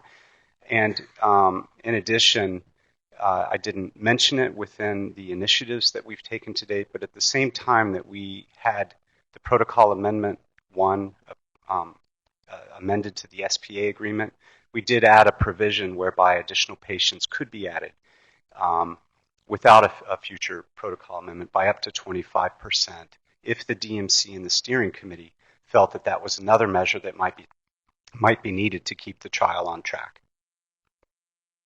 And that would be done obviously before the before the enrollment period concluded. Thanks. Dr. Hyatt. Thanks very much. I have a question about your safety data from Anchor. The designs of both Anchor and Marine were short-term, small number of patients, and therefore the number of safety events is rather sparse. If you look at your slide number 58, the total bleeding events, there's a numeric excess on the 4 grams versus placebo, which by definition, none of these become statistically significant. So I think the idea of even introducing a statistically significant argument doesn't really help us much. But really, I think 95% confidence intervals around the difference, the rate difference between the 4 grams and placebo would be helpful. Can you provide the 95% confidence intervals around that difference? I do not have a slide prepared that provides the 95% confidence intervals. Can I have a backup slide that actually provides the ends that correspond with these percentages?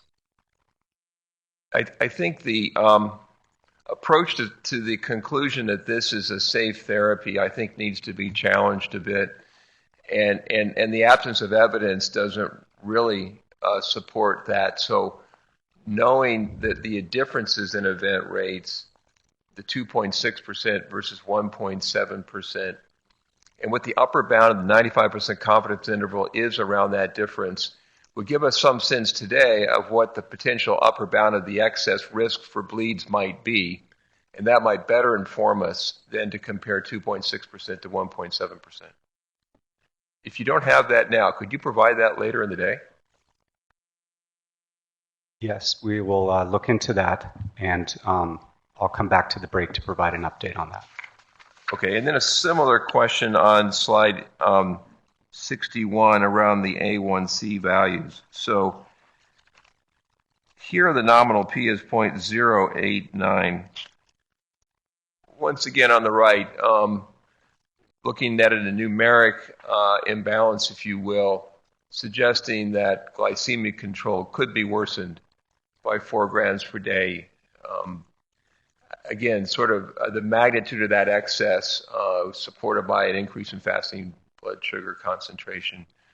An estimate of that in a larger population would be helpful too. Yes, I do have some additional backup slides on the this aspect. We did, beyond fasting plasma glucose and HbA1c, we did measure some other measures of glucose metabolism. Speaking to fasting plasma glucose first, let's put up this slide. So the slide that I previously showed was the overall patient population, and this slide is breaking that down into the patients with diabetes and the patients with non-diabetes. And I would like to ask Dr. Brent Blumenstein, we have also developed a series of forest plots and in terms of other ways to look at not just fasting plasma glucose, but also HbA1c, HOMA-IR, and plasma insulin. So I'm Brent Blumenstein. I'm a statistical consultant to Amarin. We produced some forest graphs showing the breakdown of diabetic patients with diabetes versus others for the parameters related to diabetes. So shown on this is the percent change in fasting plasma glucose, and it shows the between-arm comparison, point estimate, and confidence interval for each of those subgroups. This is for fasting plasma glucose. This is for hemoglobin A1c. And we have insulin change.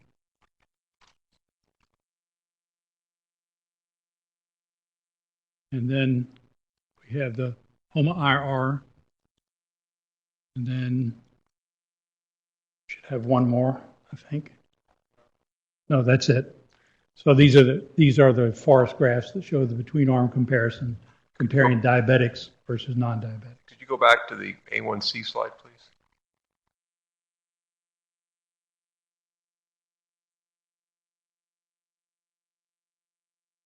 So the upper bounds indicate roughly a 0.2 to 0.3 increase in A1C.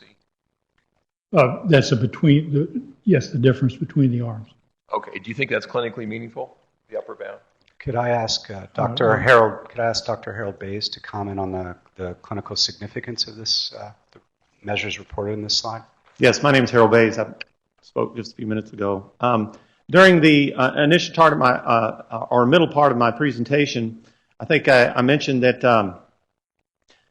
an increase in glucose is something that is known with the omega-3 fatty acid class. For example, when we did evaluation of another omega-3 fatty acid preparation, EPA and DHA, what we found is that there was a transient but some increase in glucose level that did not significantly increase the hemoglobin A1c.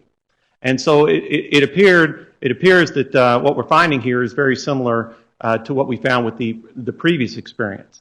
What we find is that there is an increase in glucose level, to your point, but that the change in hemoglobin A1c was didn't really go up that much. At the 4-gram dose, maybe a difference of 0.1%. And I would not characterize it as a clinically significant difference. But what I would also say is that's something that is known to be within the class and would not be unexpected. So just to be sure I understand your comment, I'm not talking about the point estimate. I'm talking about the upper boundary of around 0.2 to 0.3% increase in A1C. Do you think that's clinically significant? If you're suggesting, do I believe a change of 0.3% in hemoglobin A1c, if there was a definite change of 0.3%, I think that does start to get to clinical significance. Thank you. Dr. Seeley. I just want to emphasize I had the same concern as Dr. Hyatt. In a 12-week study, you don't have the option to look at very many hemoglobin A1Cs that are going to be meaningful. And the comment of the glucose elevation being transient in the other studies would be of importance here. So was it transient and then within 6 months went back down to before pretreatment levels? Did it remain elevated? Was this a population of diabetics or non-diabetics? And I don't think we can be confident that an increase in hemoglobin A1C over 12 weeks would not result in persistent, steady increases over a year, over 2 years, over 3 years.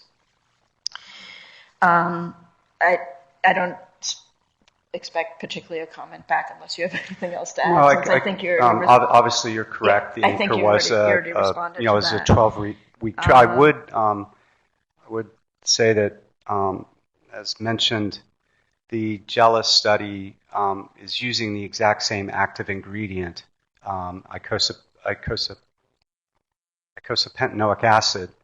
And so, although obviously we had a 12-week treatment duration in Anchor, I've put up a slide that just shows some of the fasting plasma glucose and HbA1c information. Not to say that it's, it's obviously a lower dose than in Vascepa, but it is information that we have to kind of put in perspective what might be observed in longer-term treatments with the purified EPA product. My other question was, given the incredibly small representation of African Americans, do you feel that you have confidence that this medication works in African Americans? Yes, and I'd like to ask Dr. Declan Dugan to comment on this demographic question in terms of the population that was enrolled into Anchor. So the population that was screened, we screened over 2,300 patients. And the reason for the lack of inclusion of African American patients into the study was screen failure. I'll just put this slide up here to actually show what happened.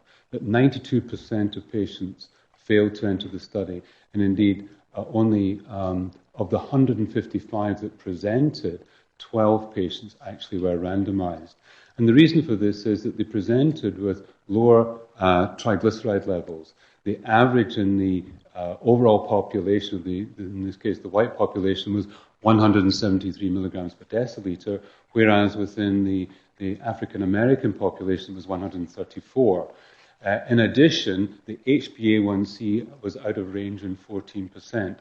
So it wasn't as if there was an exclusion of them from a bias. It was just within the selection criteria of the protocol and the fact that they didn't present to these sites that it led to a much lower population.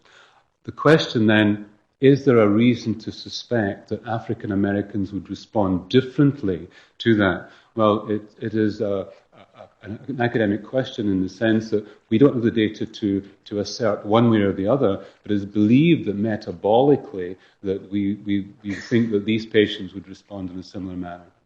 Are you making efforts to enrich your ongoing study in African Americans so that you won't end up with similar paucity of results? It is certainly a broad-based, as I mentioned, there's over 200 sites. No, but I'm saying given you looked at and you say you tried to enroll them, but the screen failures were really high. So if the screen failures are really high and you want to enrich in African Americans, the number you screen is going to have to be way higher. So I just want to know if there were efforts in the study design to screen larger minority numbers. Well, and can I ask Dr. Mike Miller to comment on this? Because this also has to do with the triglyceride levels that African Americans tend to have. Right, I'm also on the steering committee for the REDUCE-IT trial.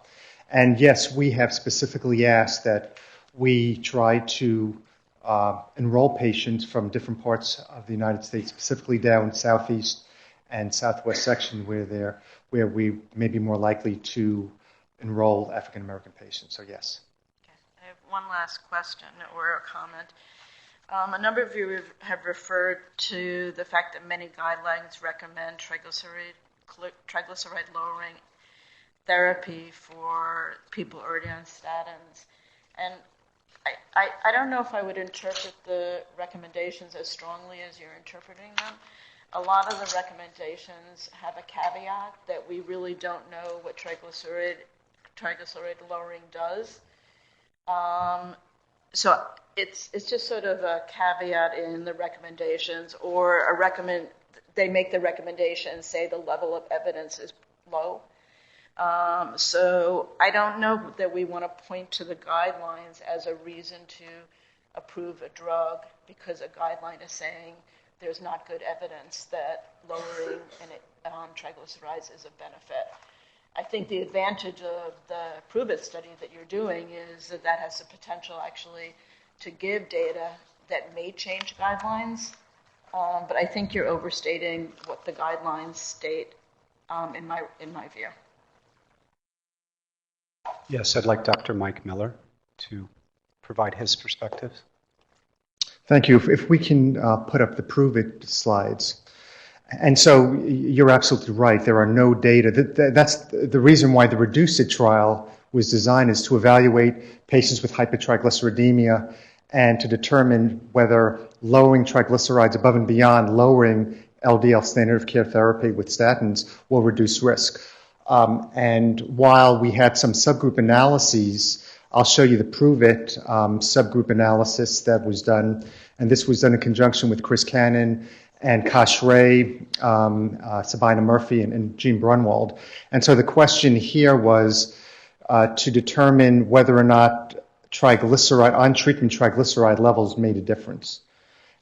So if we can go, this is LDL, but if we can go to the triglyceride level, and we stratified patients based upon LDL and triglyceride cut points. We used 150 for triglycerides as well as for LDL. So this is 1 month post, as you recall, and Prove It. They were testing the hypothesis that there was no difference between a potent statin, which was atorvastatin, versus a less potent statin, pravastatin, on events.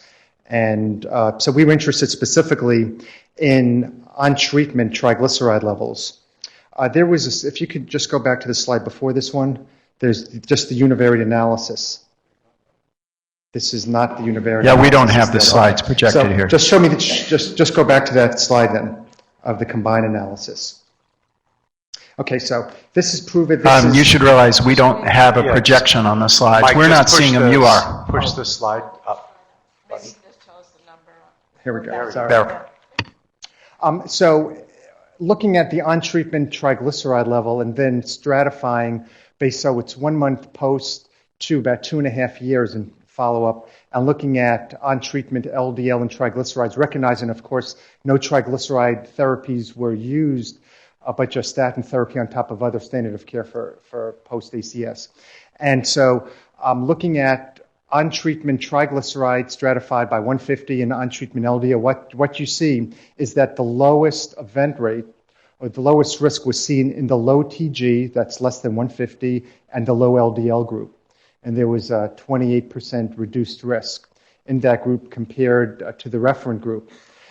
When we did the continuous mile evaluation, so after adjustment for LDL and non-HDL, for each 10 milligram per deciliter reduction in triglycerides, there was a corresponding reduced risk. Univariate 1.8%, then when controlled for non-HDL, it was 1.6%. So there's some, again, Prove It is a post-ACS. Recognize, though, the median triglyceride in Prove It was low, was 123. So again, taking that into account, we would, hypothesis generating nonetheless, but we'd like to believe that at looking at higher TG levels, which is associated with greater risk, that would potentially translate into greater on-treatment benefit. I guess, let me see. I'll just show you the TG effect here. This is the TG effect, which also is very similar to the LDL of 70 cut point. We'll go to Dr. Everett next, because I think you have a question or comment specific to this. Yeah, that's right. Thank you. So specific to this question of triglycerides versus non-HDL cholesterol and residual risk in statin-treated patients, There are at least two other trials, TNT and Jupiter, that I can think of where residual triglyceride levels were not predictive of in statin-treated patients of cardiovascular events. ApoB, however, and non-HDL cholesterol often are. And I think there's a distinction there that's important, and throughout your presentation, the triglycerides and non-HDL are not, I think, appropriately distinguished as actually being different entities, correlated but different entities. And in particular, I think this brings me to a question about your placebo, where there was a significant, it appears, reduction in non-HDL cholesterol of 5%. It's more substantial, of course, when it's compared to the 10% significant increase in the placebo group. And that's substantial over the course of 12 weeks. I can't think of a time in clinical practice where I've noticed my patients increasing their non-HDL cholesterol by about 10% over the course of a 12-week period. Do you have any thoughts as to why that is? And I think that the key issue here is that the 5% reduction in non-HDL, or for that matter, the 2% reduction in ApoB on therapy, 4 grams per day, is likely to be the primary mover in terms of reducing cardiovascular risk in these patients. We agree with you that there are more aspects beyond TG and non-HDLC, including ApoB and the other lipid, lipoprotein, and inflammatory markers that might ultimately likely be part of what might translate into a clinical benefit and reduce it. But turning to your question about the mineral oil, I'd like to share with you our systematic evaluation of mineral oil. As Dr. Dugan mentioned, we selected light mineral oil because of its color and viscosity match to colorless icosapent ethyl active ingredient. And as I go through this, I'd like to share with you some of our historical precedents, both in our studies with mineral oil, but in others who've used a mineral oil placebo. And then I'd like to put it in a mixed dyslipidemia context in terms of a range of trials of similar type of duration as Anchor with a variety of oil and non-oil placebos. I'd like to speak to possibility of some type of inhibition of statin absorption, which is obviously important in this context of an add-on therapy to a statin, and also possibility of some type of underlying drift of lipid values in the placebo patients. This next slide is a tabulation of a variety of studies that show that effects on lipids are variable across the mineral oil placebo arms of a range of clinical trials. The top two rows on this slide are Amarin-sponsored studies. They were conducted in parallel, Anchor being the subject of this SNDA, Marine being the approved indication. And then there are other studies below that of varying sample sizes, doses of mineral oil, durations, and patient populations. On the far right of this slide, I've identified a number of lipid parameters, including TG and non-HDLC, as you mentioned. And on that portion of the slide, blue upward arrows indicate reported increases, and black arrows indicate decreases. And where there was a value either reported as no change or not reported, those are also shown in this table. And when you look at it, there are inconsistent effects on lipids across a number of these parameters. Obviously, many of these studies are not in mixed dyslipidemia, so I'd like to show you this table. Our Anchor study is highlighted in yellow, again a 12-week study with the mineral oil placebo. And other studies that are listed here have a mixture of compressed tablets, other types of solid placebos, in one instance another type of oil. Again, there are different high triglyceride populations here, so a potential difference amongst these studies, including durations, the actives that were studied, and also some sample size differences. But what you can see is that whether you look at triglycerides or any of these other lipid endpoints, that they are actually quite variable across the types of treatment durations that were mentioned. I would like to bring into context Marine, because this is our one study where we looked at patients both, although it was predominantly a monotherapy study, there were some patients who were on statin. And what this slide shows is that mineral oil did not seem to inhibit statin absorption in the Marine study. On the left side are the statin treated cohort where there was actually a decrease in LDL-C, and on the right is the larger monotherapy cohort not treated with statin, where there was no change in LDL-C. This slide is from Anchor, and what it shows, and this is the concept of some type of an underlying drift, and what the slide depicts is the triglyceride arm drift continuing from screening through the end of treatment. On the y-axis, this is the observed median triglycerides. The x-axis is time, and it includes the screening period from week -6 to 0. There is no intervention, so there is no placebo in that week -6 to 0. And as you can see, the blue line indicates those patients who are ultimately randomized onto the Vascepa 4 gram per day intervention, and the pink line is those who are ultimately randomized onto the placebo. So in comparison to the blue line where, yes, there was an upward drift, but as soon as the patients were randomized to Vascepa 4 gram per day, there was this sharp reduction in triglycerides with the maximal effect achieved after 4 weeks. The placebo, at the time the placebo was administered, there was a continuing upward slight drift. And if there was some presumption of some effect,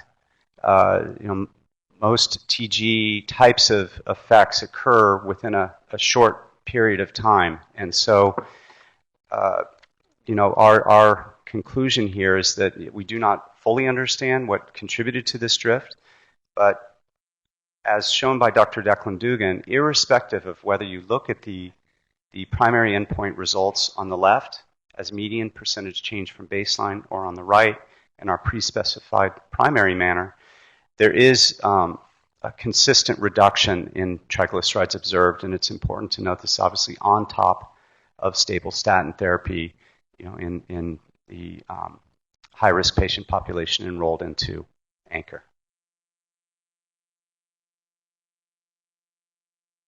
Thank you. Yes, I'd like to ask Dr. Michael Miller to add after having walked through that. I would ask you to try to keep this comment brief because we have a number of additional questions. We want to make sure very we brief. fit them in. Ideal median triglyceride was 118. So, and not ideal, but in the CRP Jupiter study, triglyceride levels were low. So, in all these studies, TG levels tended to be on the low side.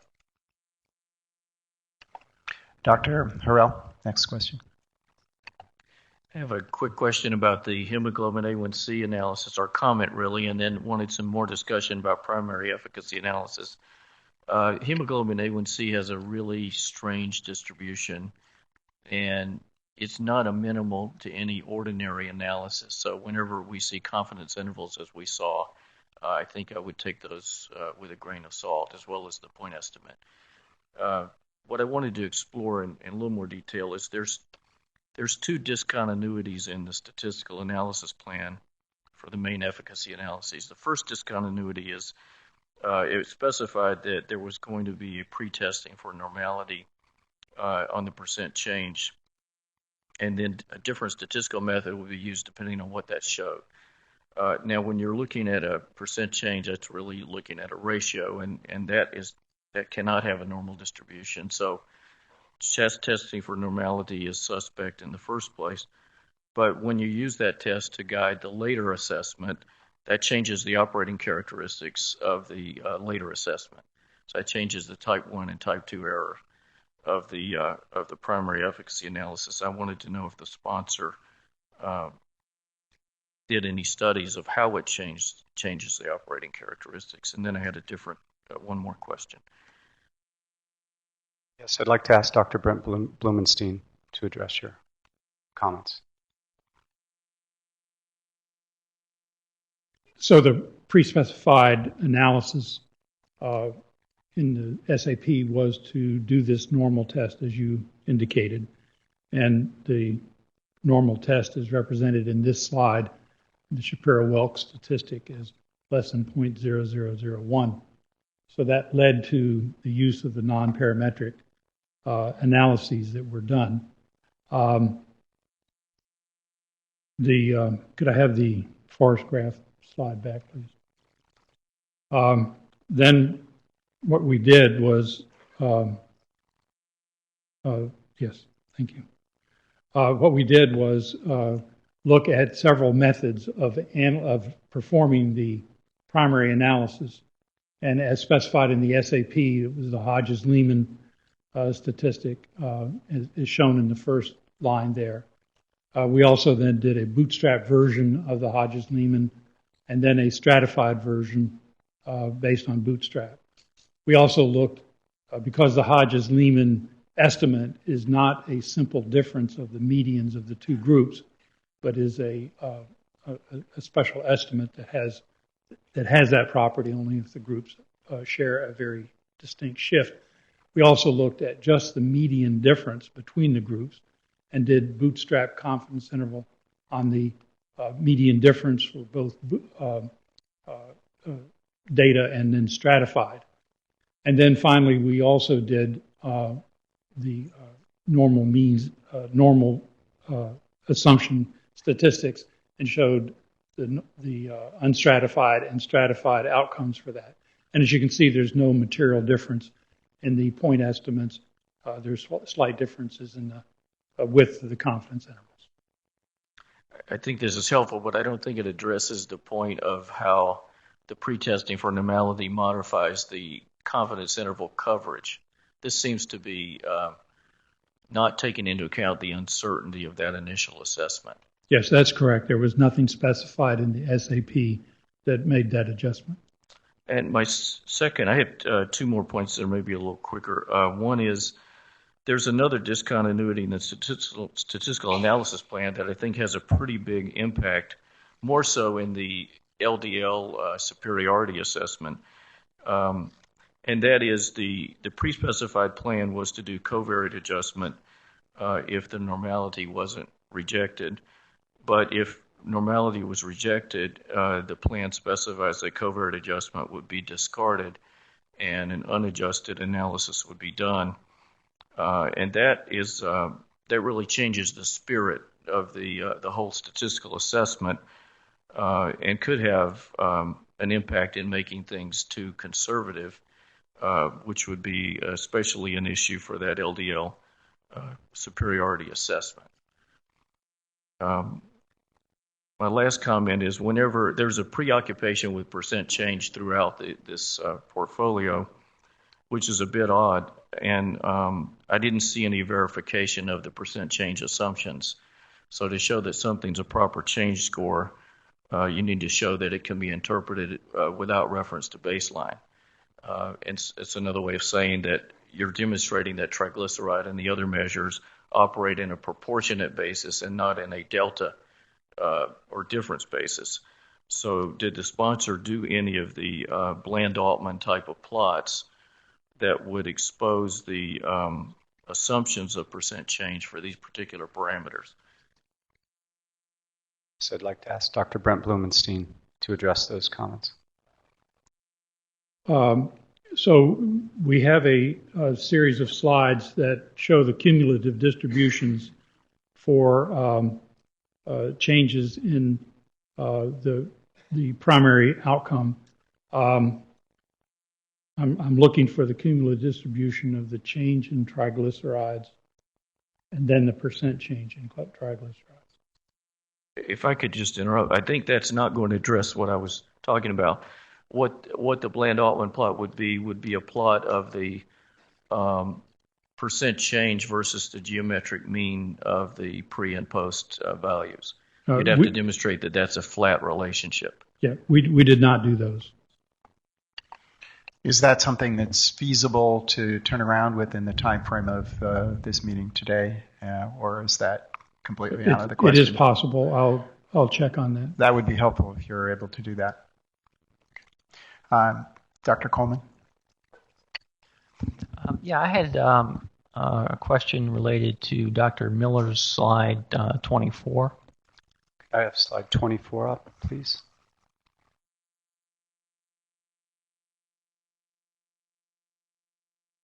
I was curious, when you present the subgroup p-value, are those interaction p-values?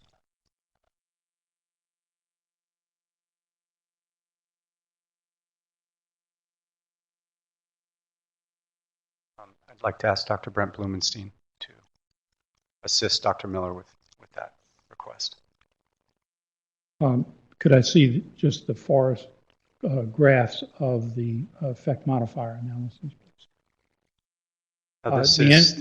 Brent, this is a specific question having to do with these CV outcomes and sub-analyses. Yes. The subgroup analyses p-values that you saw before are not interaction p-values. If we can go to the next slide, please.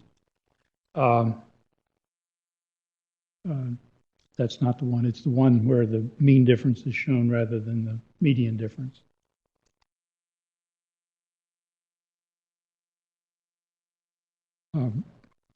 So what we have here is just a different version of the subgroup analyses. We call it a effect modifier analysis, in which the mean estimate and the confidence interval are shown, and the stratification by statin, diabetes, and sex.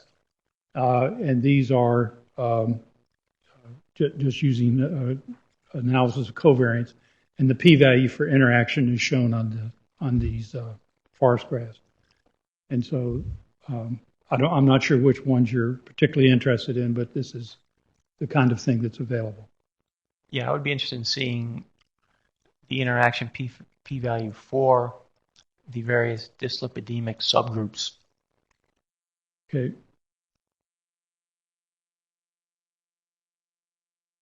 If we can go on to additional of these.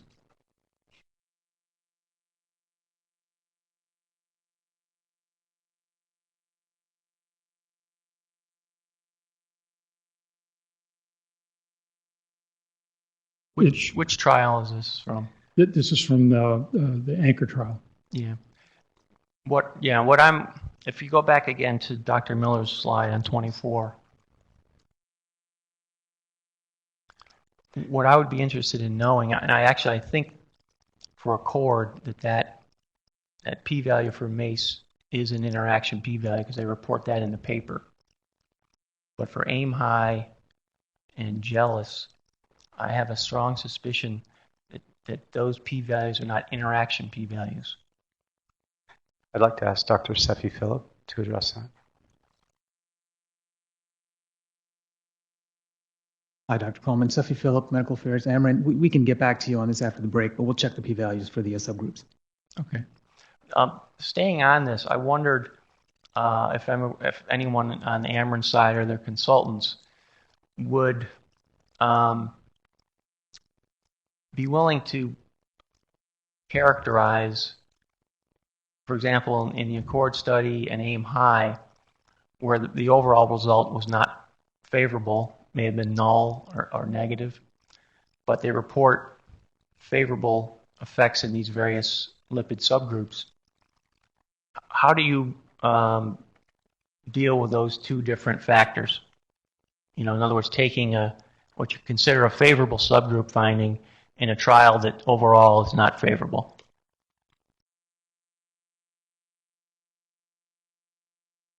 Dr. Sefi Phillip.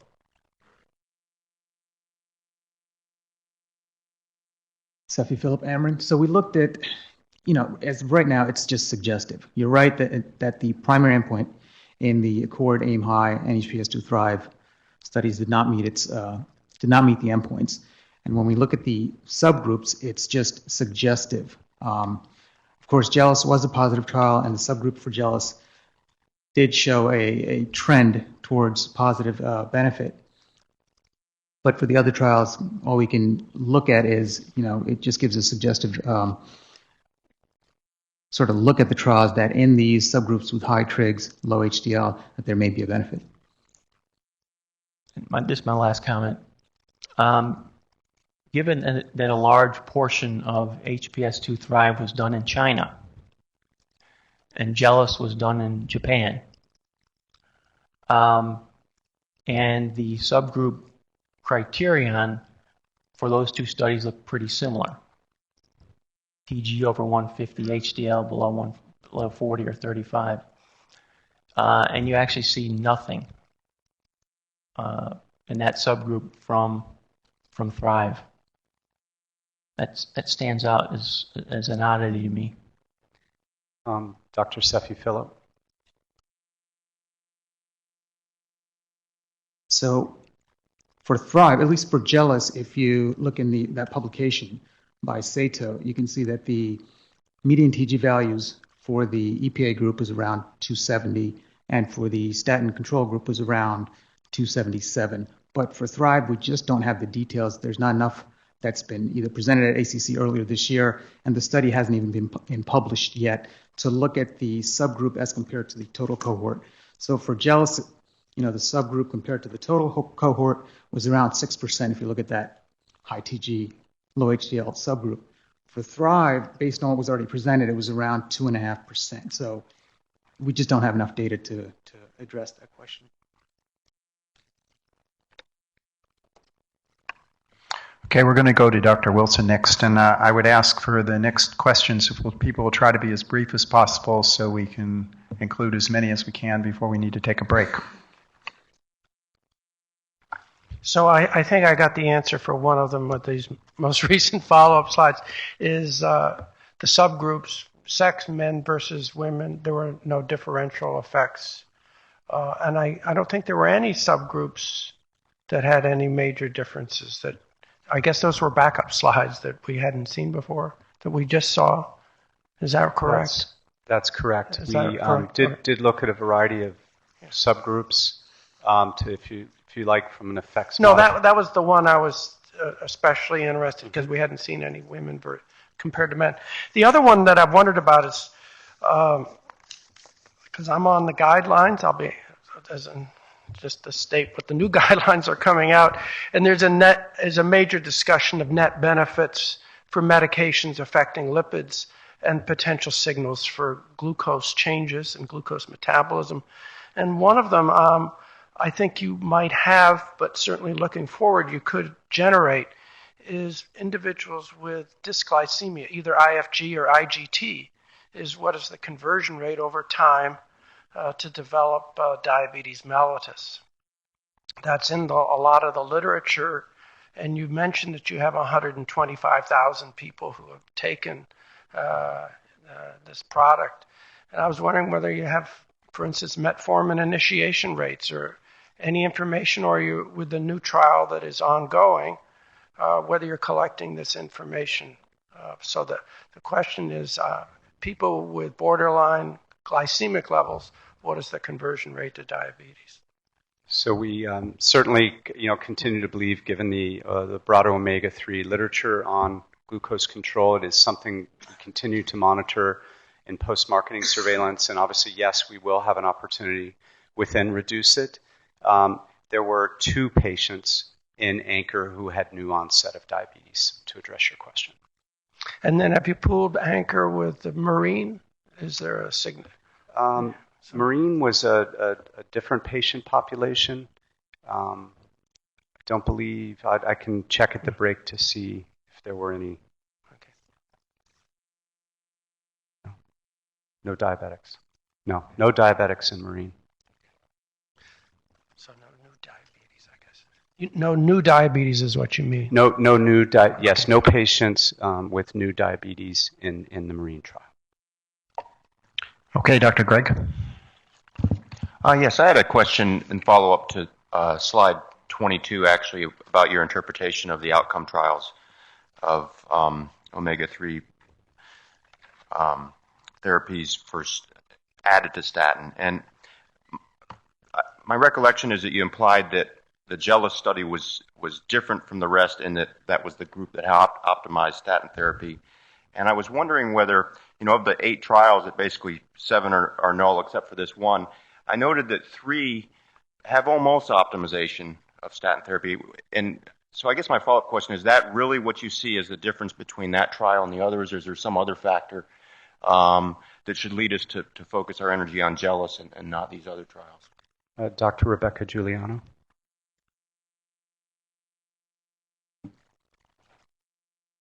Hi, Rebecca Giuliano from Ameren. To answer your question, in looking at these studies, we thought that highlighting the statins were important because that's standard of care. But the other really important factor in looking at these omega-3 specific outcome trials is likely dose. And in those 3 trials that you're talking about where doses of statin are somewhat optimized, the EPA plus DHA doses are quite low, starting at just under 0.4 grams per day and only go up to about 0.84 grams per day. So it's very likely we suppose that could be one of the reasons why there was a failure as well.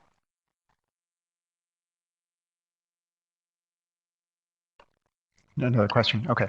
And Dr. Hyatt, finally. Just a very quick question that I want to also pose to the FDA later in the day.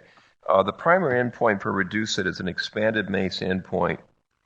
I know this is a bit of a rhetorical question, but why did you choose expanded MACE instead of the more traditional sort of hard MACE endpoint? So we, in consulting with our steering committee and other thought leaders, we assessed the literature and we determined that in terms of having a trial of this nature, obviously Jealous was an expanded MACE. There were a number on that table that have historically included some of the so-called softer components of MACE.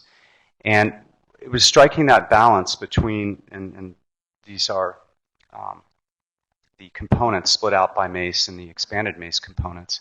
And in consulting with our thought leaders and with the agency, we wanted to strike a balance between a trial that could be completed in a timely fashion, but that was also robustly designed and borrowed elements from the literature. And so what we did is there's a mixture of CV risk categories in REDUCE-IT. And so in establishing the placebo event rate, we took a mixture of reported studies that were cardiovascular outcome studies and others that were diabetic studies. And a number of these did include some of the expanded MACE components. Obviously, a strict MACE is a pre-specified analysis that we will be performing. As a secondary? Yes, it is as a secondary. So just very quickly, 2 questions about the endpoint. First of all, in terms of the number of events, obviously you chose it because you get more events. So how many of these are going to be MACE, hard MACE, and how many do you suppose are going to be hospitalizations? 50-50? What do you think? Second question is, with the placebo effects that show some adverse effects on lipid profile for whatever reason, the coronary revascularization component of this is potentially the most subjective and potentially subject to informative censoring, so that if the lipid profile becomes somewhat abnormal on placebo, the trigger for a revascularization event may be due to a whole host of issues. But I worry a little bit that your expanded MACE endpoint may not be the best estimate of treatment effect here. And I guess I'm wondering what you're going to do, and maybe I'll ask the FDA why you approve this in the SPA process. But if the components, if it's all driven by the soft components, if there's a sense of informative censoring, then the trial may be less informative. So the question is, how many, and you can do this later because in the interest of time, for the REDUCE-IT, your broad MACE event, how many events are you proposing are going to occur based on hard MACE, and how many on the hospitalization revascularization? Number 1, and number 2, are you concerned about a risk of informative censoring? And I'll provide follow-up on both of those questions during the break.